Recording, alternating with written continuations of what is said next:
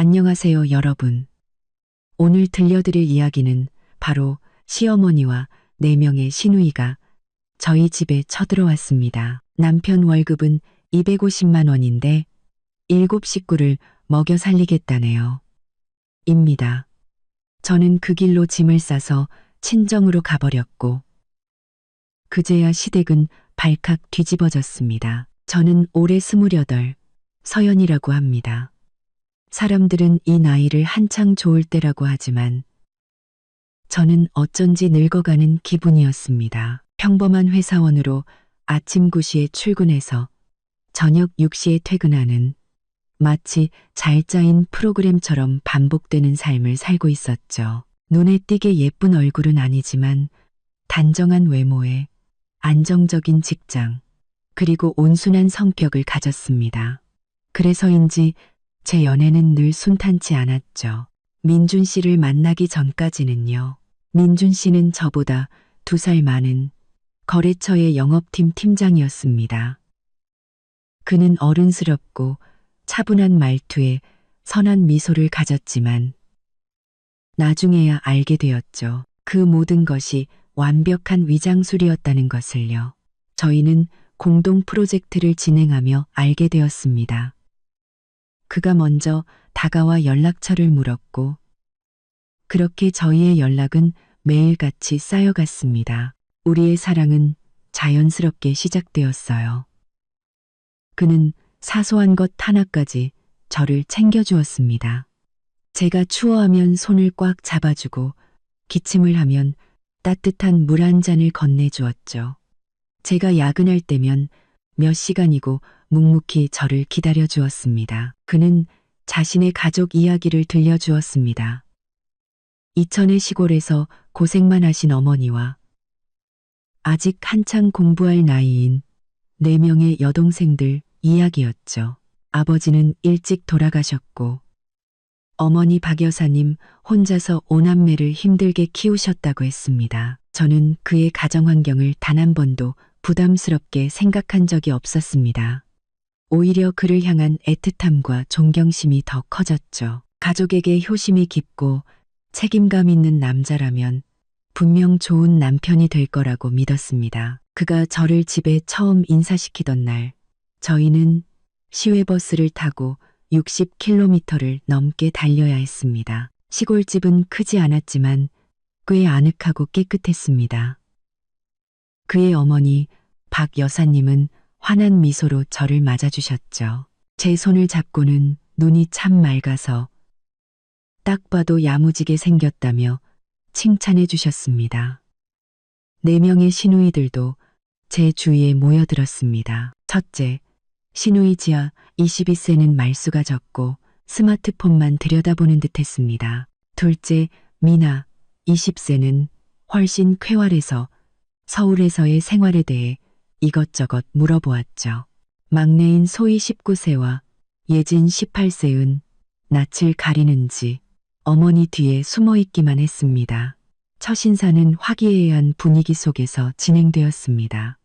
박 여사님은 제게 계속해서 반찬을 집어주시며 민준이에게 저한테 잘해야 한다고 신신당부하셨습니다. 자식들을 키우면서 겪었던 고생담과 아들 민준이가 온 가족의 자랑이라는 이야기도 하셨죠. 저는 민준 씨를 바라보았고 그 역시 사랑이 가득한 눈으로 저를 보고 있었습니다. 저희 부모님은 처음에는 조금 걱정하셨습니다. 얘야, 그 집은 여동생이 너무 많구나. 엄마가 조심스럽게 말씀하셨죠. 나중에 시누이가 많으면 복잡해서 네가 고생할까봐 그래. 하지만 민준 씨가 몇 번 저희 집에 찾아와 예의 바르고 진중한 모습을 보여주고 저희 부모님을 진심으로 대하는 태도를 보신 후에는 그를 완전히 믿게 되셨습니다. 저희의 결혼식은 반년간의 연애 끝에 결정되었습니다. 양가 가족의 축복 속에서 저는 제가 세상에서 가장 운이 좋은 여자라고 생각했습니다. 민준 씨는 저희가 처음으로 정식 데이트를 했던 호숫가의 작은 카페에서 제게 청혼했습니다. 그날 밤 도시의 불빛은 정말 아름다웠. 그는 장미꽃이나 촛불 대신 작은 반지와 진심 어린 약속을 준비했습니다. 서연아, 그가 제 손을 잡았을 때 목소리가 살짝 떨렸습니다. 우리 집이 복잡한 거 알아. 엄마랑 동생들이 어쩌면 큰 짐이 될 수도 있고 무섭지 않아? 저는 잠시 침묵했습니다. 네, 걱정되었죠. 친구들에게서 시월드가 얼마나 힘든지, 신우이와의 관계가 얼마나 복잡한지에 대해 익히 들어왔으니까요. 그런데 그의 집은 신우이가 한 명도 아니고 4명이나 있었죠. 제가 망설이는 것을 본 민준 씨가 제 손을 더 꽉 잡았습니다. 네가 뭘 걱정하는지 알아. 하지만 걱정 마. 우리에겐 우리 둘만의 세상이 있을 거야. 어머니랑 동생들은 여기서 60km나 떨어진 시골에 계시잖아. 가끔 우리가 내려가거나 명절 때 모시고 오면 돼. 내가 절대로 너한테 어떤 서운함도 느끼게 하지 않을게. 약속해. 그는 제 눈을 똑바로 바라보았습니다. 그 확신에 찬 눈빛을 보는 순간 제 안의 모든 걱정이 사라졌습니다. 난 이 남자를 믿어. 내가 사랑하는 사람이니까. 저는 고개를 끄덕였고 행복의 눈물이 흘러내렸습니다. 그가 제 손에 반지를 끼워주며 저를 꼭 안아주었죠. 고마워, 여보. 한 달 후, 저희의 결혼식은 화려하진 않았지만 무척 따뜻한 분위기 속에서 치러졌습니다. 결혼식 날, 엄마는 제게 시집 가면 참고 양보할 줄 알아야 한다. 시어머니께 효도하고 시누이들을 아껴주되 스스로를 지킬 줄도 알아야 해. 누구한테도 무시당하지 마라. 라고 당부하셨습니다. 시어머니인 박 여사님은 하객들 앞에서 제 손을 잡고 선언하셨죠. 저는 며느리가 아니라 딸이 하나 더 생긴 겁니다. 우리 서연이처럼 착한 애를 제가 아껴주지 않으면 벌 받죠. 어떻게 고생시키겠어요. 그 말들은 제게 이 결혼에 대한 확신을 주었습니다. 저는 다짐했습니다. 진심을 다해 가족을 위한다면 행복은 저절로 찾아올 거라고요. 저는 전혀 몰랐습니다. 결혼 전 남자의 약속이란 비눗방울처럼 아름답지만 너무나 쉽게 터져버린다는 것을요. 저희는 60제곱미터, 약 18평짜리 빌라를 얻어 신혼생활을 시작했습니다. 넓진 않았지만 거실 하나에 작은 방 2개가 있는 저에겐 온전한 보금자리였죠. 저는 결혼 전 모아둔 돈을 전부 털어 집을 꾸몄습니다. 침구 세트 하나, 커튼 하나, 그릇 세트 하나까지 모두 제 손으로 직접 골랐죠. 민준 씨도 가구를 조립하고 정리하는 것을 도와주었습니다. 우리는 함께 낡은 벽지를 새로 칠하고 거실에 커다란 웨딩 사진을 걸었습니다. 결혼 후 첫 6개월은 제 인생에서 가장 아름다운 시간이었습니다. 아침이면 저는 일찍 일어나 남편의 아침밥을 차렸고 민준 씨는 뒤에서 저를 안으며 머리에 가볍게 입을 맞추고 고맙다고 말해주었죠. 함께 출근하고 퇴근 후에는 같이 부엌에서 저녁을 준비했습니다. 그는 설거지나 채소 다듬는 일을 망설이지 않았습니다. 자신은 제가 해주는 집밥 냄새와 따뜻한 가정의 느낌이 정말 좋다고 했습니다. 매일 밤 우리는 함께 영화를 보거나 그냥 나란히 누워 회사에서 있었던 소소한 이야기들을 나누었습니다. 민준 씨는 미래에 대한 계획도 이야기해 주었죠. 승진해서 월급을 더 많이 받고 싶다고요. 그는 한 달에 400만 원을 벌면 제게 250만 원을 생활비로 주고 나머지는 용돈을 조금 쓰고 어머니께 보내드릴 거라고 했습니다. 저는 전적으로 동의했습니다. 저도 월급이 있었으니까요. 그에게 기대고 싶지 않았습니다. 저는 오히려 그에게 말했죠. 내 월급은 우리가 저축하자. 나중에 작은 집이라도 사서 아이도 낳으려면 돈을 모아야지. 그리고 어머님께 너무 많이 안 보내드려도 돼. 시골에서는 돈 쓸 일이 별로 없으시잖아. 하지만 민준 씨는 손사래를 쳤습니다. 아냐, 그건 내가 알아서 할게. 엄마가 평생 고생하셨잖아. 이제 내가 가장이니까 책임져야지. 그 말을 들으니 그가 더 대단해 보였습니다. 저는 남편의 부담을 덜어주기 위해 더 아끼고 합리적으로 소비해야겠다고 다짐했습니다. 저는 매달 시어머니께 용돈을 보내드렸고 가끔은 시누이들에게 새 옷이나 책을 사주기도 했습니다. 그렇게 평화로운 나날이 계속되었습니다. 주말이면 가끔 버스를 타고 이천에 내려가 박 여사님과 동생들을 뵙고 함께 밥을 먹고 돌아왔죠. 매번 갈 때마다 시누이들이 저를 그다지 반기지 않는다는 느낌을 받았지만 저는 그저 나이가 어려서 그러려니 하고 넘겼습니다. 저는 빛나는 미래를, 우리만의 집과 아이들을 꿈꿨습니다. 부부가 한마음이면 어떤 어려움도 이겨낼 수 있다고 믿었습니다. 하지만 그건 제 착각이었습니다. 행복은 꿈처럼 짧았고 저는 곧 냉혹한 현실과 마주해야 했습니다. 그 평화로운 삶은 결혼 6개월 후 어느 주말 아침에 갑작스럽게 끝이 났습니다. 그날은 토요일이라 늦잠을 자고 있었죠. 민준 씨도 마찬가지였습니다. 저희 부부가 침대에서 뒹굴며 오늘 아침은 뭘 먹을까 고민하고 있을 때 초인종이 요란하게 울렸습니다. 마치 무슨 큰일이라도 난 것처럼 다급한 소리였죠. 누구지? 이렇게 아침부터? 나 뭐 시킨 거 없는데. 민준 씨가 투덜거렸습니다. 누가 잘못 눌렀나 봐. 그냥 누워 있어. 내가 나가볼게. 그가 비몽사몽 거실로 나갔습니다. 저는 그가 현관문을 여는 소리를 들었고 곧이어 TV 소리마저 삼켜버릴 듯한 익숙하고 날카로운 목소리가 들려왔습니다. 아이고, 내 아들 민준아. 우리 큰일 났다. 저는 깜짝 놀라 얇은 가운을 걸치고 거실로 달려나갔습니다. 제 눈앞에는 혼란스러운 광경이 펼쳐져 있었죠. 시어머니 박 여사님께서 눈물 콧물을 쏟으며 거실 한가운데 서 계셨고 그 뒤로는 4명의 시누이, 지아, 미나, 소희, 예진이가 서 있었습니다. 모두 양손 가득 크고 작은 가방들을 들고 있었는데 그 모습이 마치 피난이라도 온 것 같았습니다. 어머니, 동생들, 다들 어떻게 된 거예요? 왜 이렇게 갑자기 오셨어요? 민준 씨가 더듬거리며 물었고 그의 표정 또한 저만큼이나 충격받은 듯 보였습니다. 박 여사님은 민준 씨를 와락 껴안고 서럽게 우셨습니다.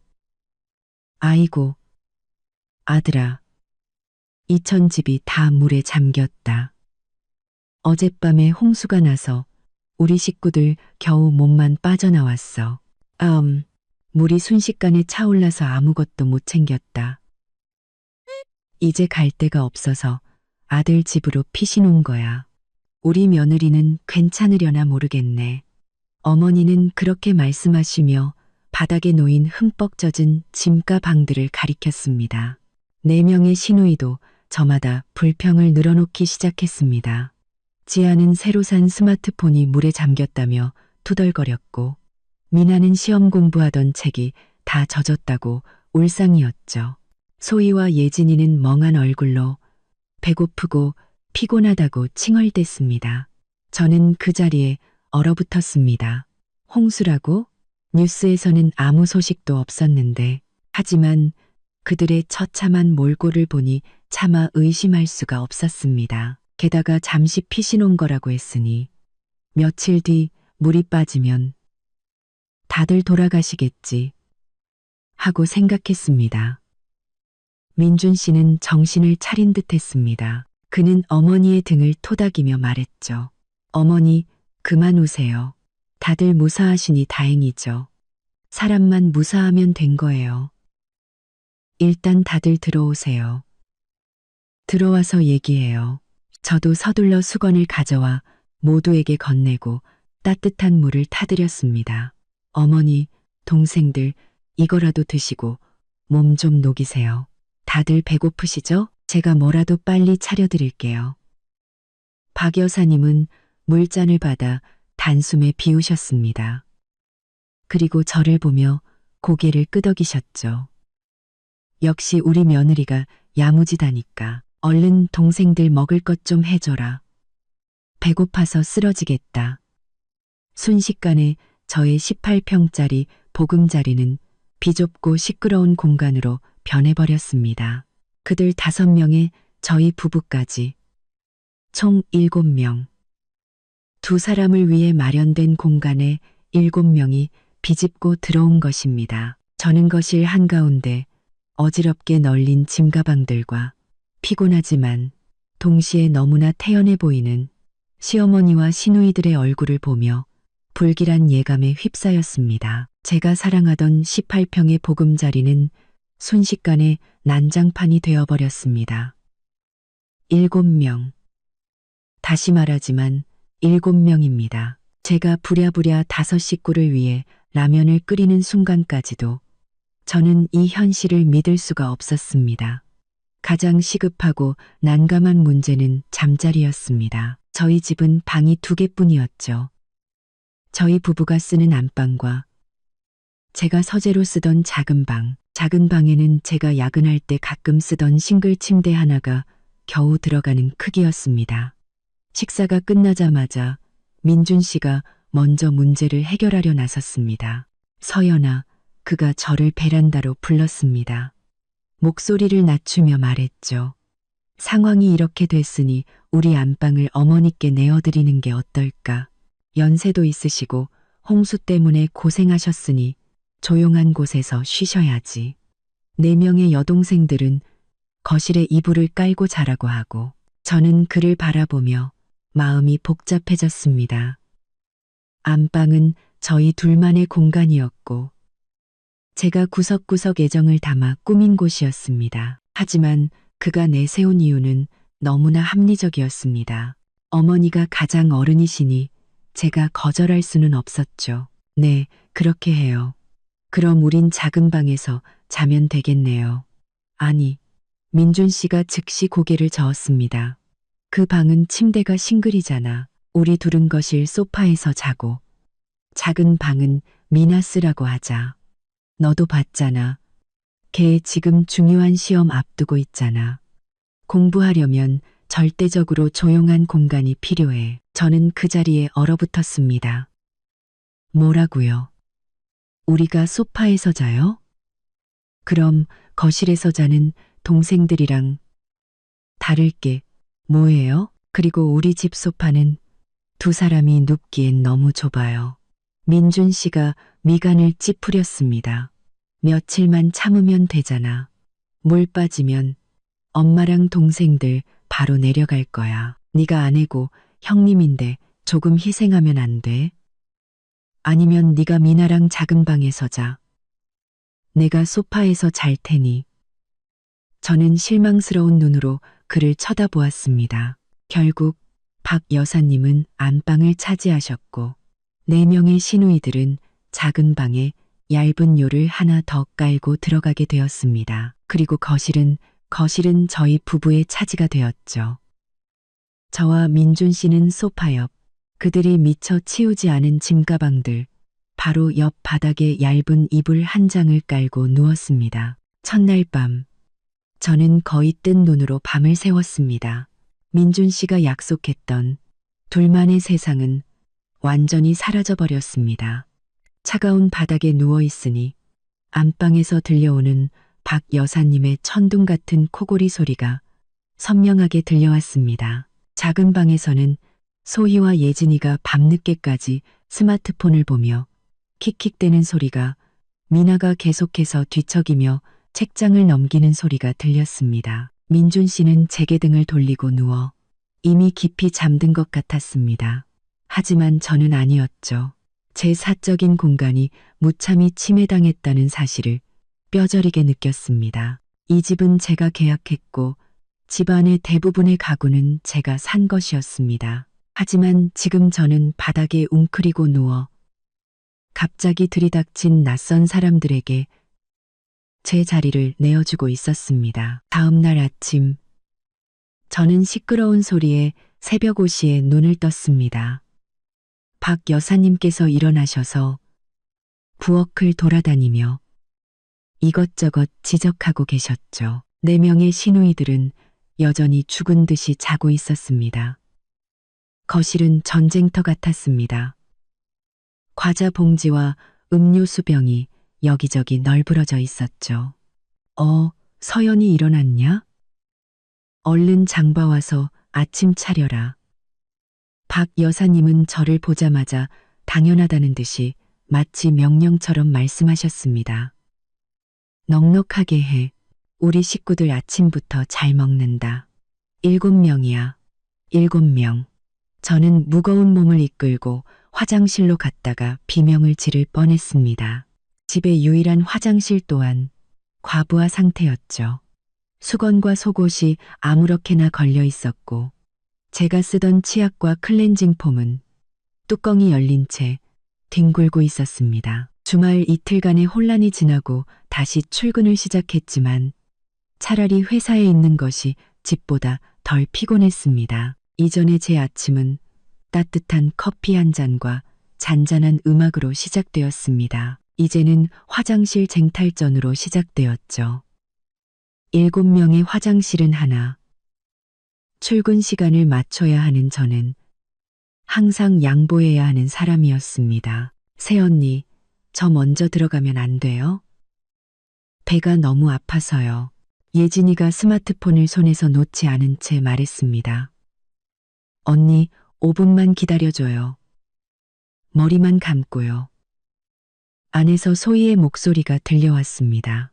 결국 저는 매일 아침밥도 못 먹고 마른 빵을 씹으며 허둥지둥 출근해야 했습니다. 저녁에 지친 몸을 이끌고 회사에서 돌아오면 집은 더 이상 보금자리가 아니었습니다. 그야말로 돼지우리였죠. 신발은 현관부터 거실까지 아무렇게나 널브러져 있었습니다. 낮 동안 저희 부부의 임시 침실인 거실은 내 시누이의 아지트가 되어 있었습니다. 먹고 난 그릇은 식탁 위에 그대로, 과일 껍질은 바닥에 뒹굴고 있었죠. 제가 영화를 보려고 산 TV는 하루 종일 시끄러운 아이돌 음악 방송이나 만화 채널에 고정되어 있었습니다. 저는 깊은 절망에 빠졌습니다. 시댁 식구가 많다는 것은 알고 있었습니다. 어느 정도 각오는 했지만 현실이 이렇게 끔찍할 줄은 몰랐습니다. 저는 그들이 피난을 왔으니 조금이라도 눈치를 보거나 조심할 줄 알았습니다. 하지만 아니었습니다. 그들은 마치 이 집이 자신들의 집인 양 행동했고 저는 그저 식모가 된 기분이었습니다. 저는 민준 씨와 대화를 시도했습니다. 그날 밤 모두가 잠든 후 저와 그는 거실 바닥의 얇은 이불 위에 웅크리고 누웠습니다. 오빠, 제가 조용히 속삭였습니다. 이천의 물은 언제쯤 빠진대요? 어머니랑 동생들 이렇게 오래 있는 건 좀 아닌 것 같아요. 민준 씨가 한숨을 쉬었습니다. 그의 한숨은 유난히 무겁게 느껴졌죠. 나도 잘 몰라. 엄마 말로는 아직도 물이 안 빠졌대. 집도 다 망가져서 수리해야 들어갈 수 있을 거래. 하지만 오빠, 저는 평정심을 유지하려 애썼습니다. 우리 집은 너무 좁아요. 7명이 이렇게 계속 살 수는 없잖아요. 나도 하루 종일 일하고 돌아왔는데 집은 엉망이고 쉴 공간도 없으니까 너무 힘들어요. 그러자 민준 씨가 버럭 화를 냈습니다. 여전히 목소리는 낮췄지만요. 너만 힘들어. 엄마랑 동생들은 더 힘들어. 넌 그냥 출퇴근만 하면 되지만 엄마랑 동생들은 집을 잃고 여기로 피난 온 거야. 네가 형님이고 새언니인데 동생들을 가엾게 여기지는 못할 망정 불평만 늘어놓냐? 겨우 며칠 지났는데 벌써 못 참겠다는 거야? 저는 할 말을 잃었습니다. 그는 마치 제가 이기적이고 속 좁은 사람인 것처럼 말했습니다. 제가 불평하는 것은 그들을 챙겨야 해서가 아니라 그들이 최소한의 예의조차 지키지 않기 때문이었습니다. 그런 뜻이 아니에요. 저는 서둘러 해명했습니다. 그냥 다 같이 좀 신경 써줬으면 하는 거예요. 밥 먹고 나면 설거지는 하고, 쓰레기는 쓰레기통에 버리고, 미나는 시험 공부 때문에 조용해야 한다면서, 소희는 맨날 음악을 크게 틀어놓잖아요. 그냥 다 같이 편하게 지내려고 하는 말이에요. 아이고, 참. 민준 씨가 손을 내저었습니다. 애들이 아직 어리고 시골에서 편하게 살던 버릇이 있어서 그래. 네가 누나니까 네가 좀 챙겨서 말해. 남자인 내가 이런 자잘한 일에 끼어들면 쪼잔해 보이잖아. 그만 자자. 나도 내일 일찍 출근해야 돼. 그렇게 말하고는 제게 등을 돌려버렸습니다. 저는 제가 사랑했던 남편의 뒷모습을 멍하니 바라보았습니다. 환멸, 그 순간 제 머릿속에 떠오른 유일한 단어였습니다. 둘만의 세상을 만들어주겠다던 약속은 연기처럼 사라져버렸습니다. 저는 깨달았습니다. 그의 마음 속에서 저는 언제나 그의 가족보다 뒷전일 수밖에 없다는 것을, 저의 희생은 당연한 것이고 그들 가족의 무질서는 제가 반드시 감내해야 하는 것이었습니다. 제 삶은 공식적으로 저 혼자만 웃을 수 없는 한편의 희비극으로 변해버렸습니다. 4명의 시누이들은 각기 다른 성격을 가졌지만 종합적으로 보면 저희 18평짜리 집안에 설치된 4개의 시한폭탄이었습니다. 첫째, 지아. 22세는 마디로서 가장 철이 들었어야 했습니다. 하지만 아니었죠. 그녀는 게으름의 결정체였습니다. 하루 종일 제 잠자리였어야 할 소파에 누워 SNS만 들여다보는 게 전부였습니다. 밥 먹은 그릇은 그 자리에 그대로 두었고, 벗은 옷은 욕실 바닥에 아무렇게나 던져두었죠. 어느 날 아침, 제가 업무 이메일을 확인하려고 인터넷에 접속했는데 연결이 되지 않았습니다. 와이파이 공유기를 몇 번이나 껐다 켜도 소용이 없었죠. 지아에게 물어보니 그녀는 하품을 하며 말했습니다. 아, 내가 비밀번호 바꿨어요. 어제 인터넷이 너무 느려서 새 비밀번호는 예쁜 지아예요. J랑 A는 대문자로 써야 돼요. 저는 화가 머리끝까지 치밀었습니다. 왜 마음대로 비밀번호를 바꿔?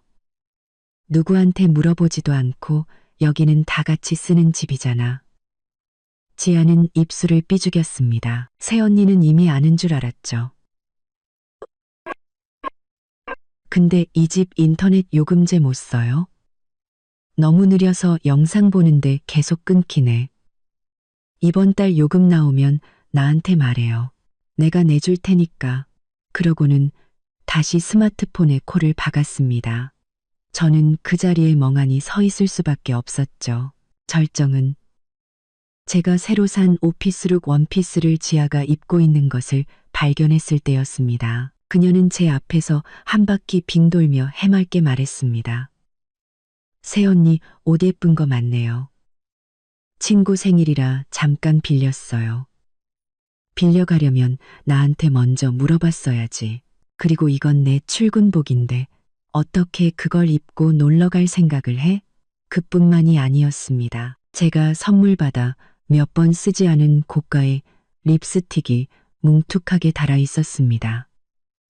예진이의 가방에서 그것을 발견했죠. 제가 묻자 예진이는 얼굴을 빳빳이 들고 말했습니다. 언니 안 쓰는 줄 알았죠.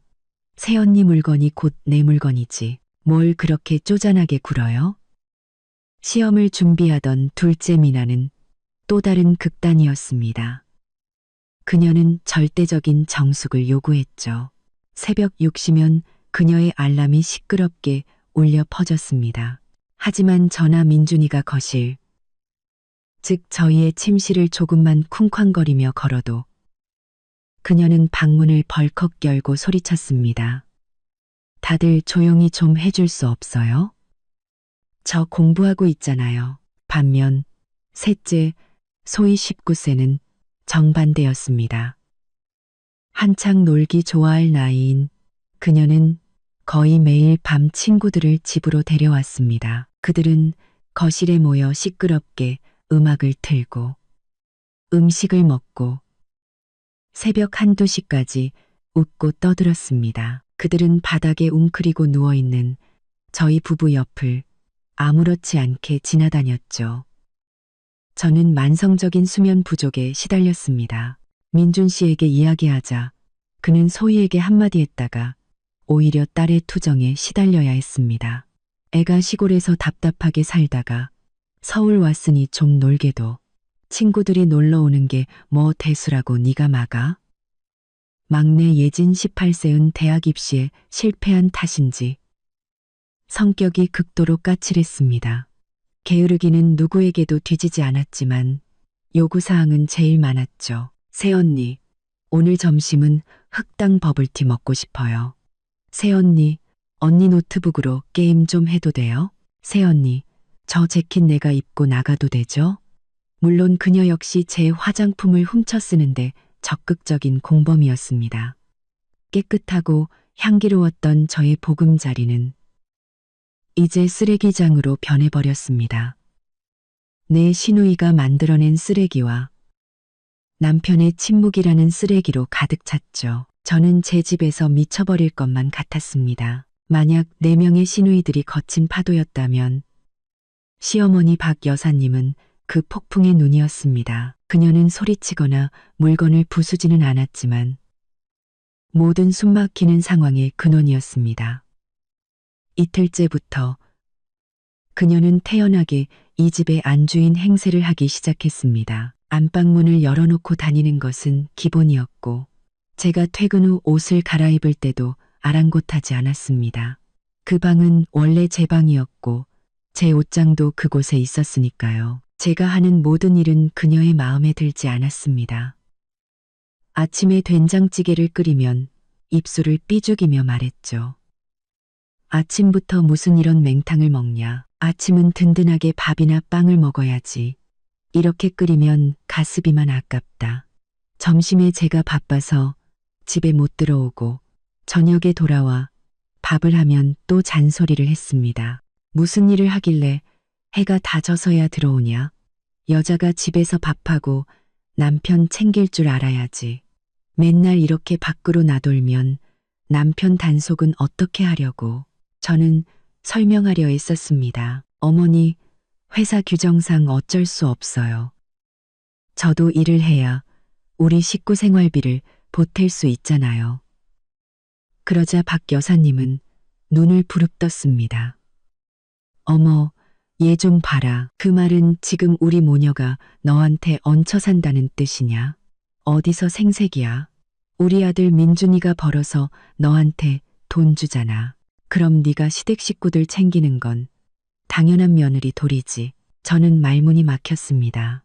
민준 씨의 월급만으로는 7 식구의 생활비를 감당할 수 없다는 사실을 어떻게 설명해야 할까요? 어머니는 모든 것에 간섭하기 시작했습니다. 부엌 살림을 마음대로 재배치해서 제가 아무것도 찾을 수 없게 만들었고 제가 나중에 아기 이유식을 만들려고 사돈 믹서기로 마늘을 갈아 플라스틱 통이 누렇게 변색되고 냄새가 배게 만들었습니다. 하지만 저를 가장 상처받게 한 것은 민준 씨 앞에서 저를 대하는 태도였습니다. 그날 저녁 제가 너무 피곤해서 민준 씨에게 설거지를 부탁했습니다. 그는 원래도 자주 하던 일이라 흔쾌히 알겠다고 했죠. 제가 거실 바닥에 막 누워 몸을 펴려던 순간 안방에서 박 여사님이 나왔습니다. 부엌에서 분주하게 움직이는 민준 씨를 본 그녀의 목소리가 날카롭게 울려 퍼졌습니다. 민준아, 너 거기서 뭐 하냐? 사내 자식이 어디 부엌에 들어가서 설거지를 하고 있어? 민준 씨가 멋쩍게 웃었습니다. 서연이 좀 도와주려고요. 그릇 몇 개 안 돼요, 엄마. 박 여사님은 곧장 제게로 걸어와 제 얼굴을 똑바로 가리켰습니다. 예, 내가 너한테 묻자. 너 남편이랑 결혼 왜 했냐? 부려먹으려고? 너도 일하고 우리 민준이도 일해. 근데 넌 집에 와서 드러눕고 남편한테 설거지를 시켜? 네가 여자 맞냐? 저는 깜짝 놀라 벌떡 일어났습니다. 어머니, 제가 너무 피곤해서 잠깐 누워 있었어요. 민준 씨가 도와준다고 한 거지. 제가 시킨 거 아니에요. 어디서 말대꾸야. 내가 틀린 말 했어. 남자는 집을 세우고 여자는 가정을 꾸리는 법이야. 남자가 설거지하는 집구석은 망하는 법이라고. 내일부터는 네가 알아서 해. 우리 아들 부려먹을 생각 꿈도 꾸지 마. 어머니는 그렇게 쏘아붙이고는 쾅소리를 내며 방으로 들어가 버렸습니다. 저는 민준 씨를 바라보았지만 그는 제 시선을 피했습니다. 서둘러 설거지를 마치고는 조용히 거실로 와 제게 등을 돌리고 누워버렸죠. 그날 밤 저는 소리 없이 울었습니다. 저는 깨달았습니다. 이 집에서 저는 완벽한 이방인이었습니다. 저를 지켜주겠다던 남편은 이제 그저 어머니의 착한 아들일 뿐인 말없는 그림자가 되어버렸습니다. 저는 더 이상 그의 아내가 아니었습니다. 저는 며느리였고 무급 가정부였으며 그들 가족의 울타리 밖에 있는 사람이었습니다. 2달. 시댁이라는 폭풍이 몰아친 지 벌써 2달이 지났습니다. 박 여사님이 말하던 홍수는 마치 영원히 끝나지 않을 대홍수 같았죠. 그들 중 누구도 고향으로 돌아갈 이야기를 꺼내지 않았고 집 상황이 어떤지 묻는 사람도 없었습니다. 그들은 당연하다는 듯이 이곳을 자신들의 집으로 여겼습니다. 그리고 저는 주인의 자리에서 짐수레를 끄는 노새, 신세가 되어버렸죠. 민준 씨가 매달 제게 주던 250만 원은 이전에는 저희 2사람이 쓰고도 남을 돈이었습니다. 하지만 이제 7 식구의 입으로 들어가니 첫 주 만에 증발해버렸습니다.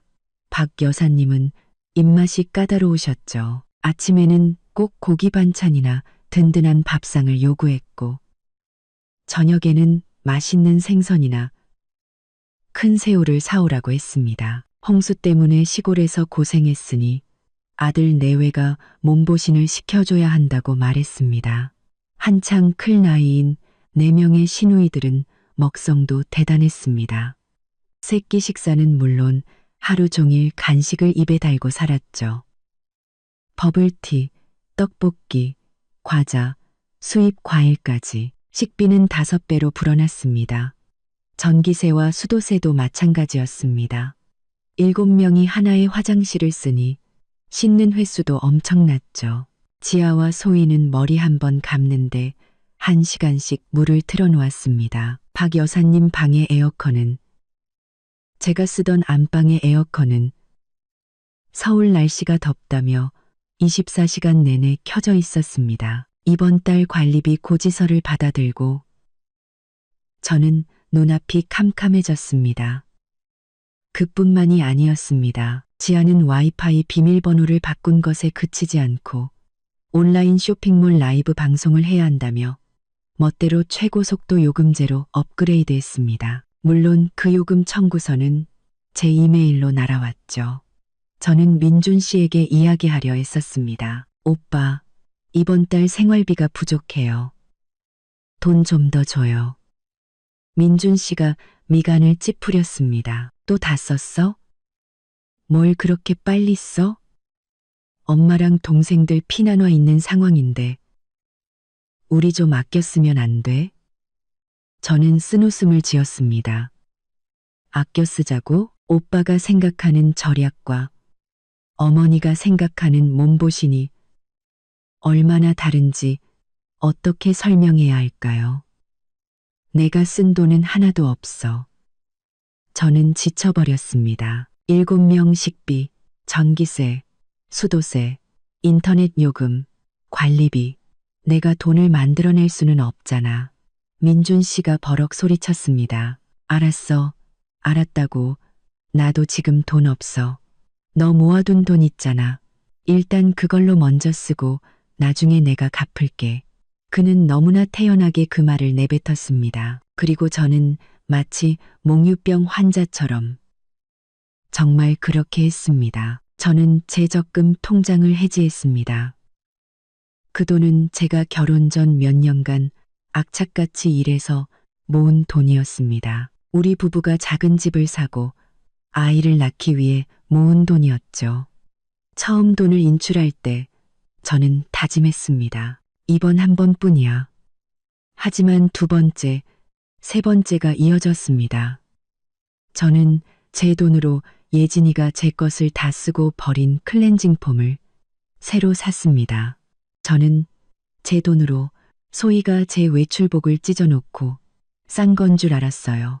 라고 말했을 때 그녀의 새 옷을 사주었습니다. 제 돈으로 미나의 학원비를 냈고 제 돈으로 박 여사님의 영양제를 사드렸습니다.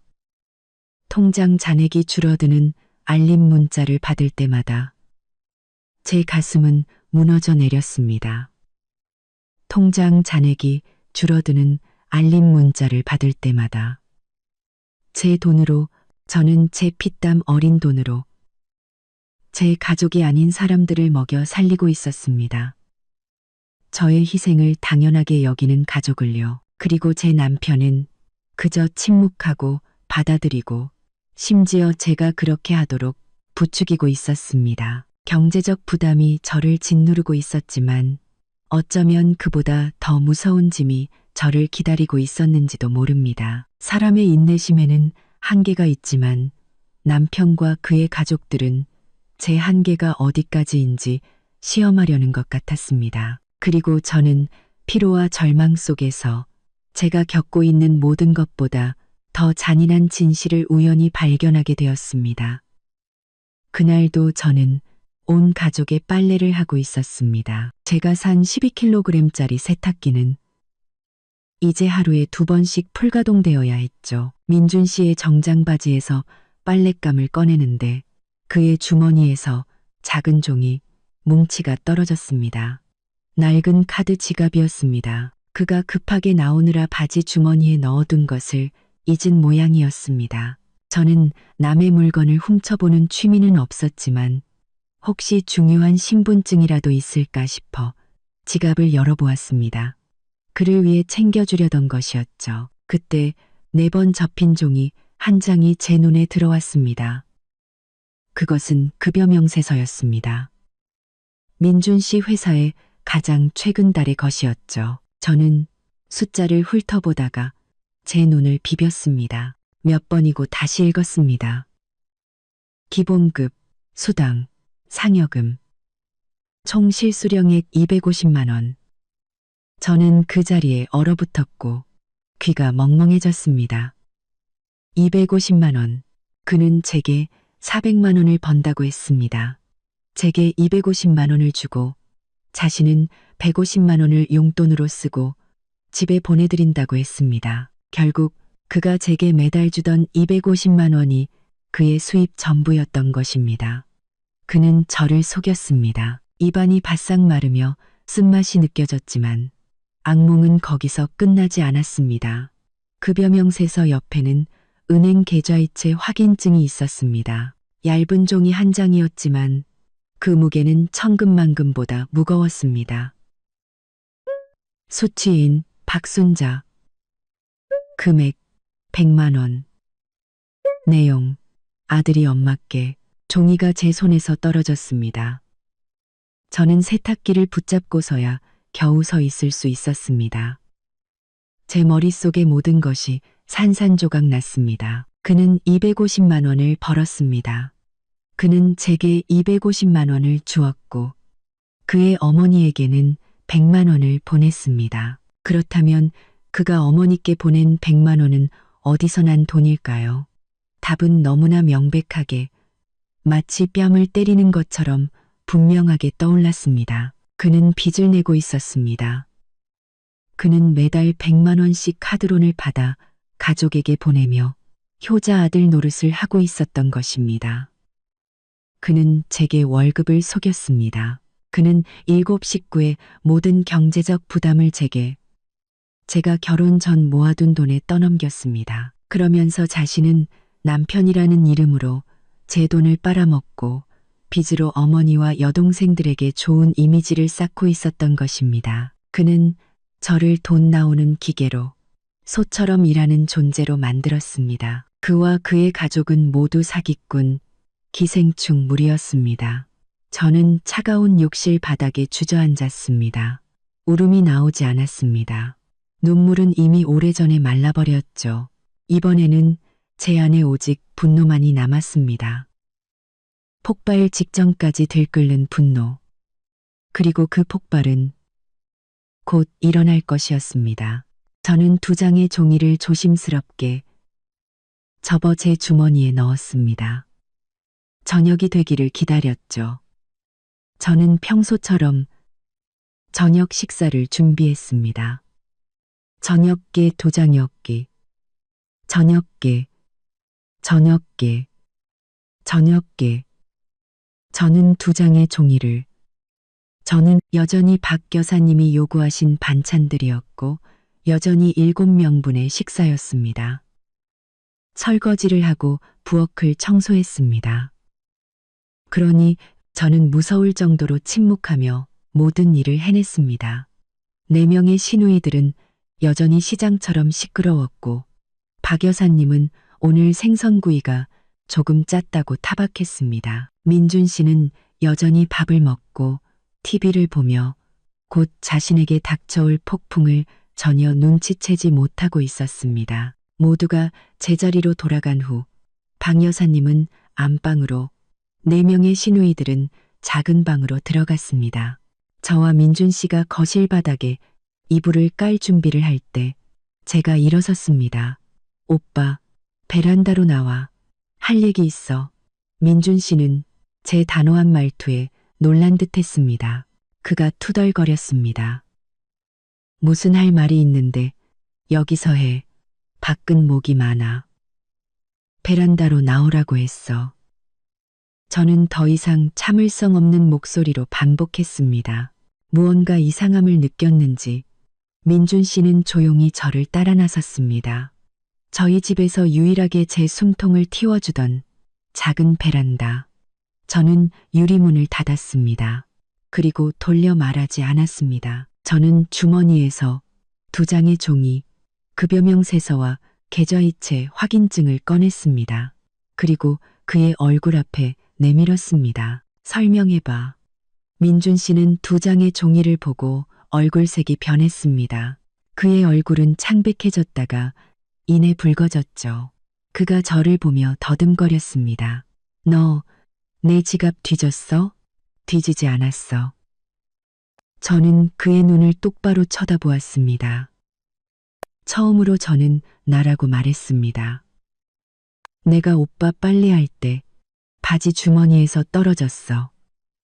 설명해. 월급 250만 원인데 왜 나한테 400이라고 했어? 월급 250만 원. 나한테 250만 원 주면 어머니께 보낸 200만 원은 어디서 난 돈이야? 민준 씨는 완전히 당황했습니다. 그는 종이를 빼앗으려 했죠. 그거 보너스야. 인센티브라고. 넌 몰라도 돼.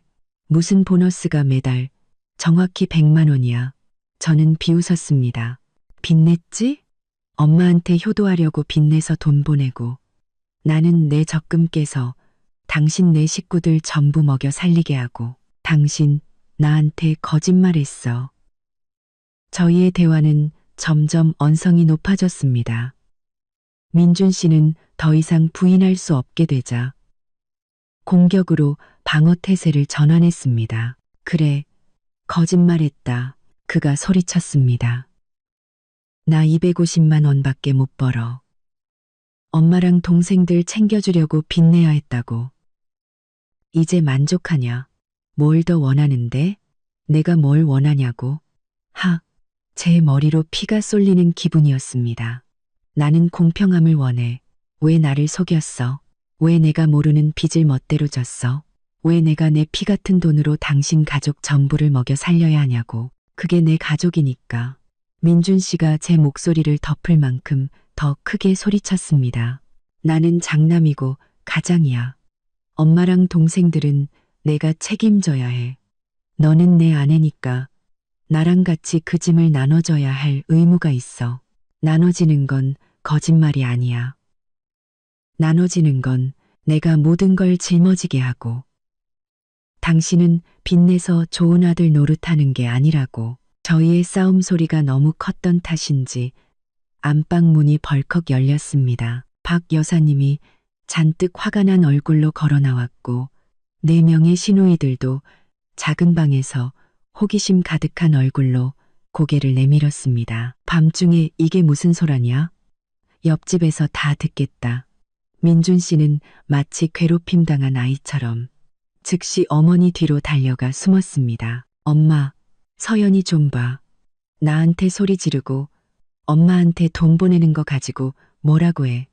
저는 기가 막혔습니다. 그가 어떻게 이렇게 뻔뻔하게 사실을 왜곡할 수 있을까요? 박 여사님은 돈이라는 2글자를 듣자마자 상황을 파악한 듯 했습니다. 그녀는 제 손에 들린 2장의 종이를 힐끗 보았죠. 읽어볼 필요도 없다는 듯이 그녀는 제게 달려들었습니다. 그 눈빛은 저를 당장이라도 잡아먹을 기세였습니다. 어쭈, 이 며느리가 아주 잘났어. 네가 감히 네 남편을 신문해? 네가 감히 남편이 엄마한테 돈 보내는 걸 막아? 저는 뒷걸음질 쳤습니다. 어머니, 그게 아니에요. 민준 씨가 저를 속였어요. 월급이 250인데 400이라고. 그리고 밖에서 빚까지 내서 어머니께 돈을 보냈다고요. 박 여사님은 제 말을 날카로운 고함으로 끊어버렸습니다. 빚을 냈으면 어쨌다는 거냐. 걔가 빚을 낸 건 효자라서 그런 거야. 지 엄마, 지 동생들 챙기려고. 넌 아내라는 게 살림을 알뜰하게 꾸리지는 못할 망정. 남편이랑 이 문제를 같이 해결하려고 하지는 않고 여기서 따지고 들어? 이기적이고 불효막심한 것. 그녀가 제 얼굴을 똑바로 가리켰습니다. 네가 원하는 게 뭐야? 네 남편이 늙은 엄마랑 한창 공부할 동생들 다 내버리고 너 하나만 모시고 살길 바라? 꿈깨. 똑똑히 들어둬. 이 집은 내 아들 집이야. 우리 모녀는 여기서 살 권리가 있어. 내 아들이 번 돈으로 나한테 효도하는 건 내 복인 줄 알아. 한 번만 더 맞기만 해봐. 그땐 네가 이 집에서 쫓겨날 줄 알아. 저는 그 자리에 얼어붙었습니다. 온몸이 떨렸죠. 이기적이고 불효막심한 며느리. 저는 민준 씨를 보았습니다. 그는 어머니가 저를 모욕하는 동안 아무 말도 하지 않고 가만히 서 있었습니다. 저는 깨달았습니다. 이 집에서는 이성이 통하지 않고 진실은 중요하지 않다는 것을.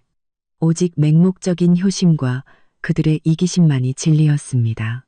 저는 박 여사님을, 민준 씨를, 그리고 구경하고 있는 4명의 시누이들을 차례로 쳐다보았습니다.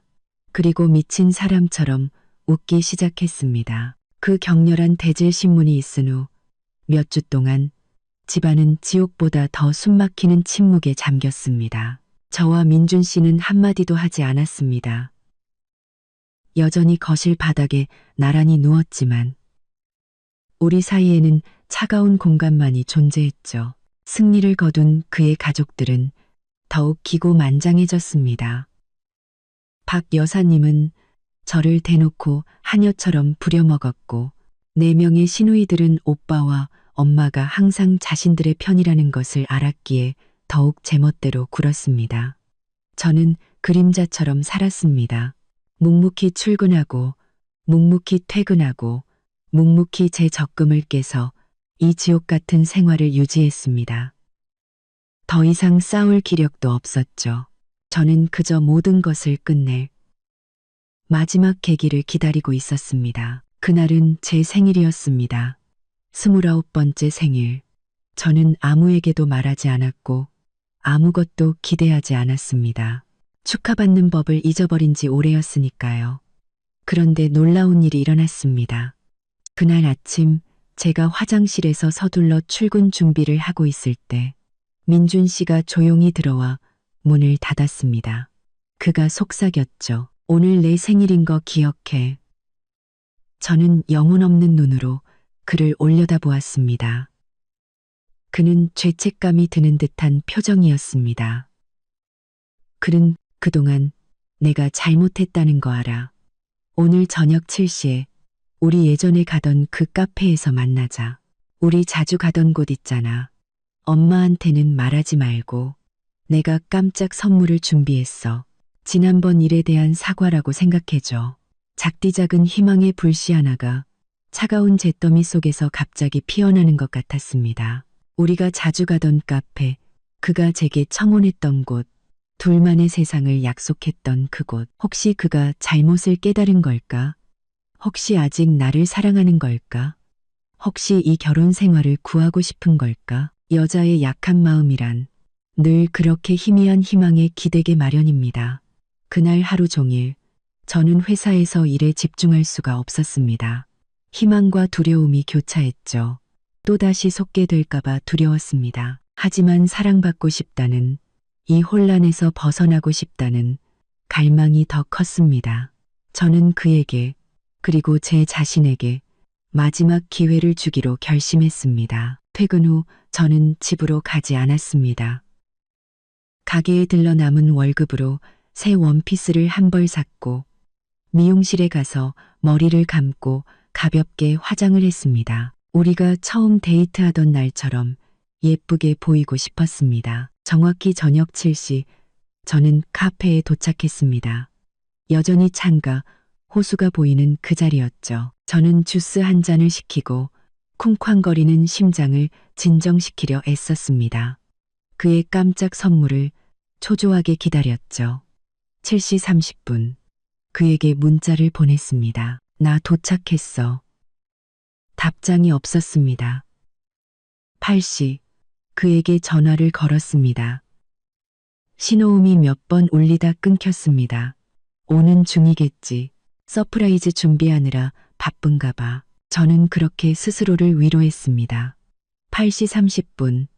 카페는 점점 한산해졌지만 그는 여전히 오지 않았습니다. 다시 전화를 걸었습니다. 이번에는 전화기가 꺼져 있었습니다. 9시. 저는 그곳에 홀로 앉아 있었습니다. 새 원피스를 입고 정성껏 화장을 한 얼굴로 점점 차갑게 식어가는 마음을 안고서요. 종업원은 안쓰럽다는 눈빛으로 저를 쳐다보았습니다. 2시간이 지났지만 그는 오지 않았습니다. 그는 저를 바람맞췄습니다. 제 안에 남았던 마지막 희망의 불씨는 그의 손에 의해 무참히 꺼져버렸습니다. 저는 바보였습니다. 사기꾼의 약속을 믿었던 바보, 불효감, 실망감, 그리고 고통에 숨이 막혔습니다. 저는 눈물을 삼키며 계산을 하고 카페를 나섰습니다.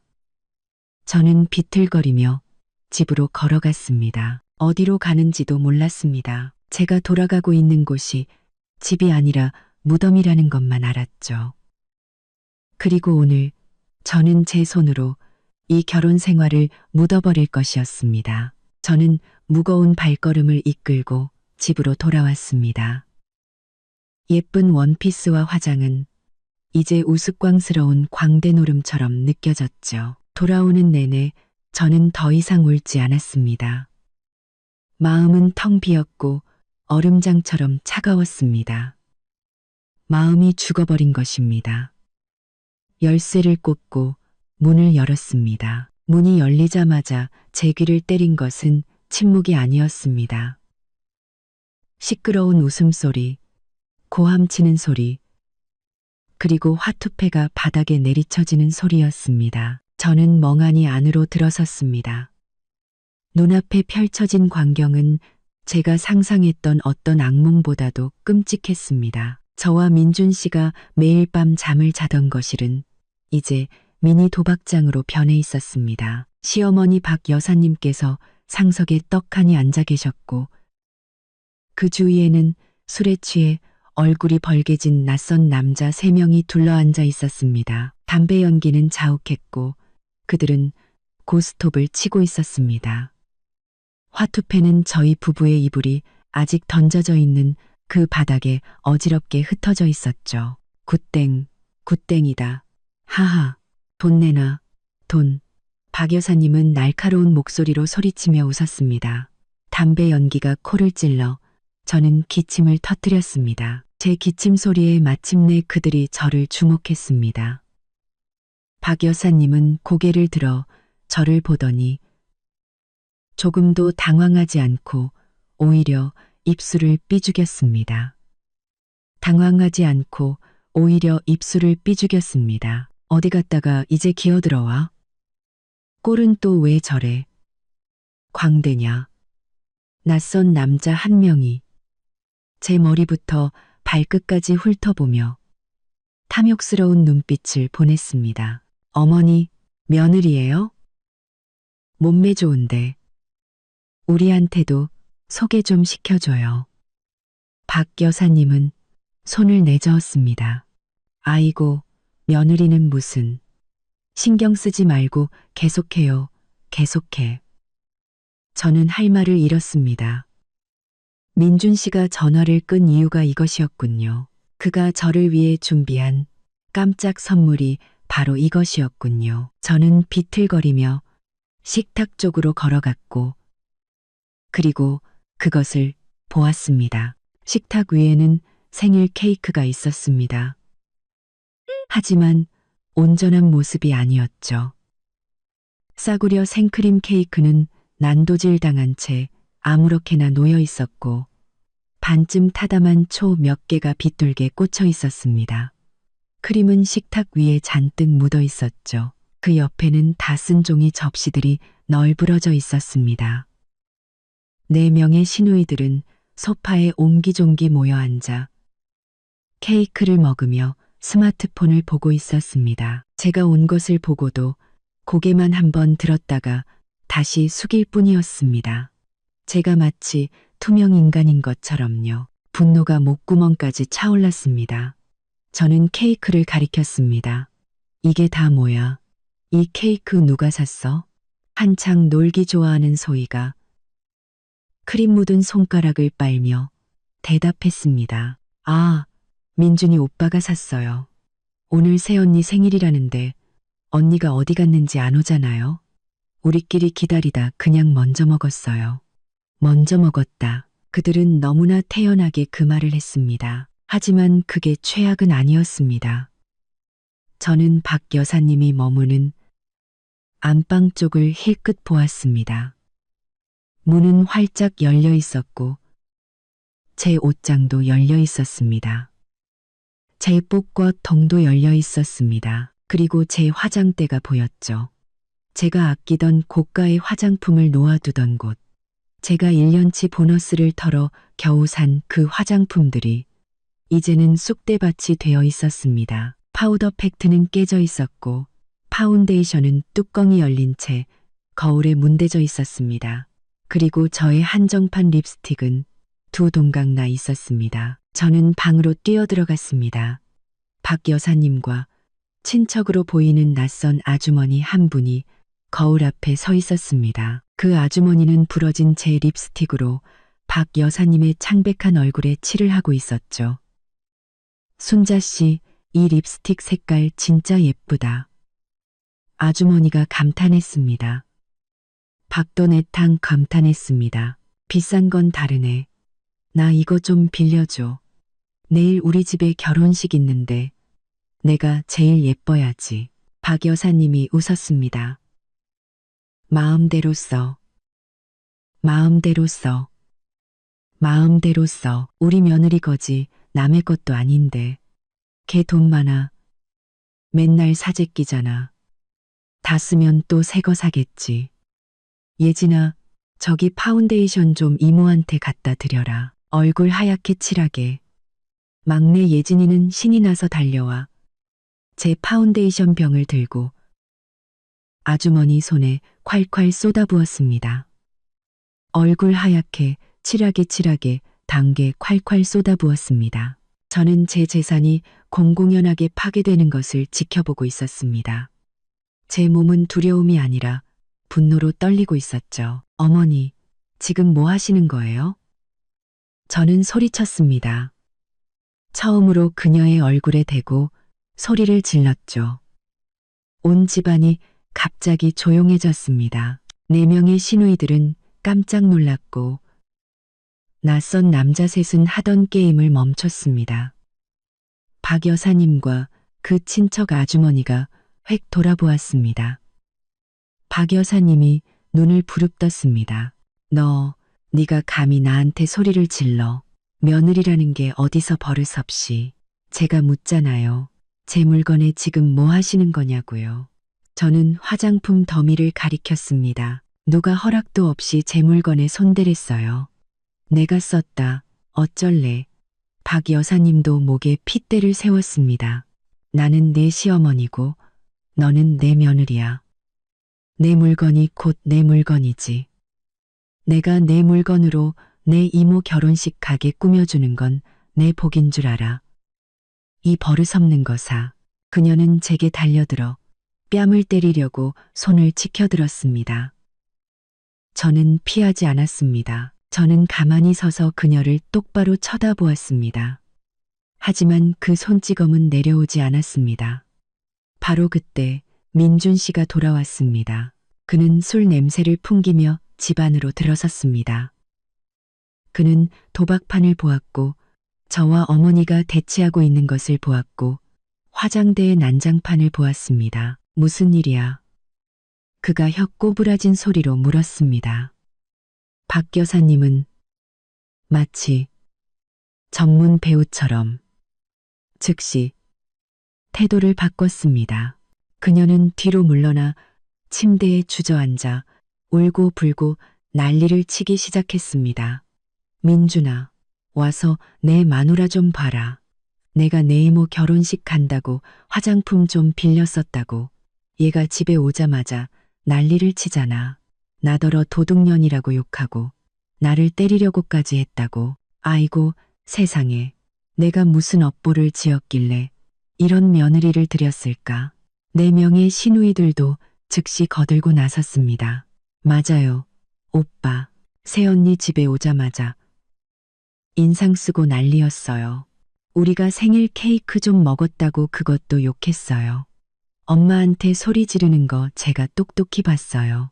저는 그들의 포위망 한가운데 서서 마치 궁지에 몰린 짐승이 된 기분이었습니다.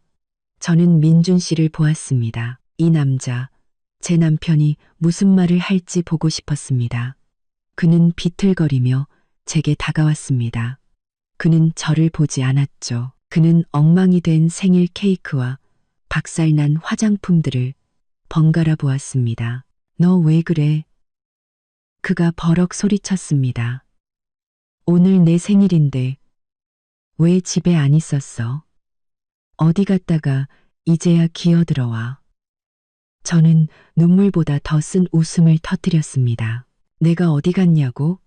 당신이 나한테 카페에서 만나자고 했잖아. 깜짝 선물 있다면서.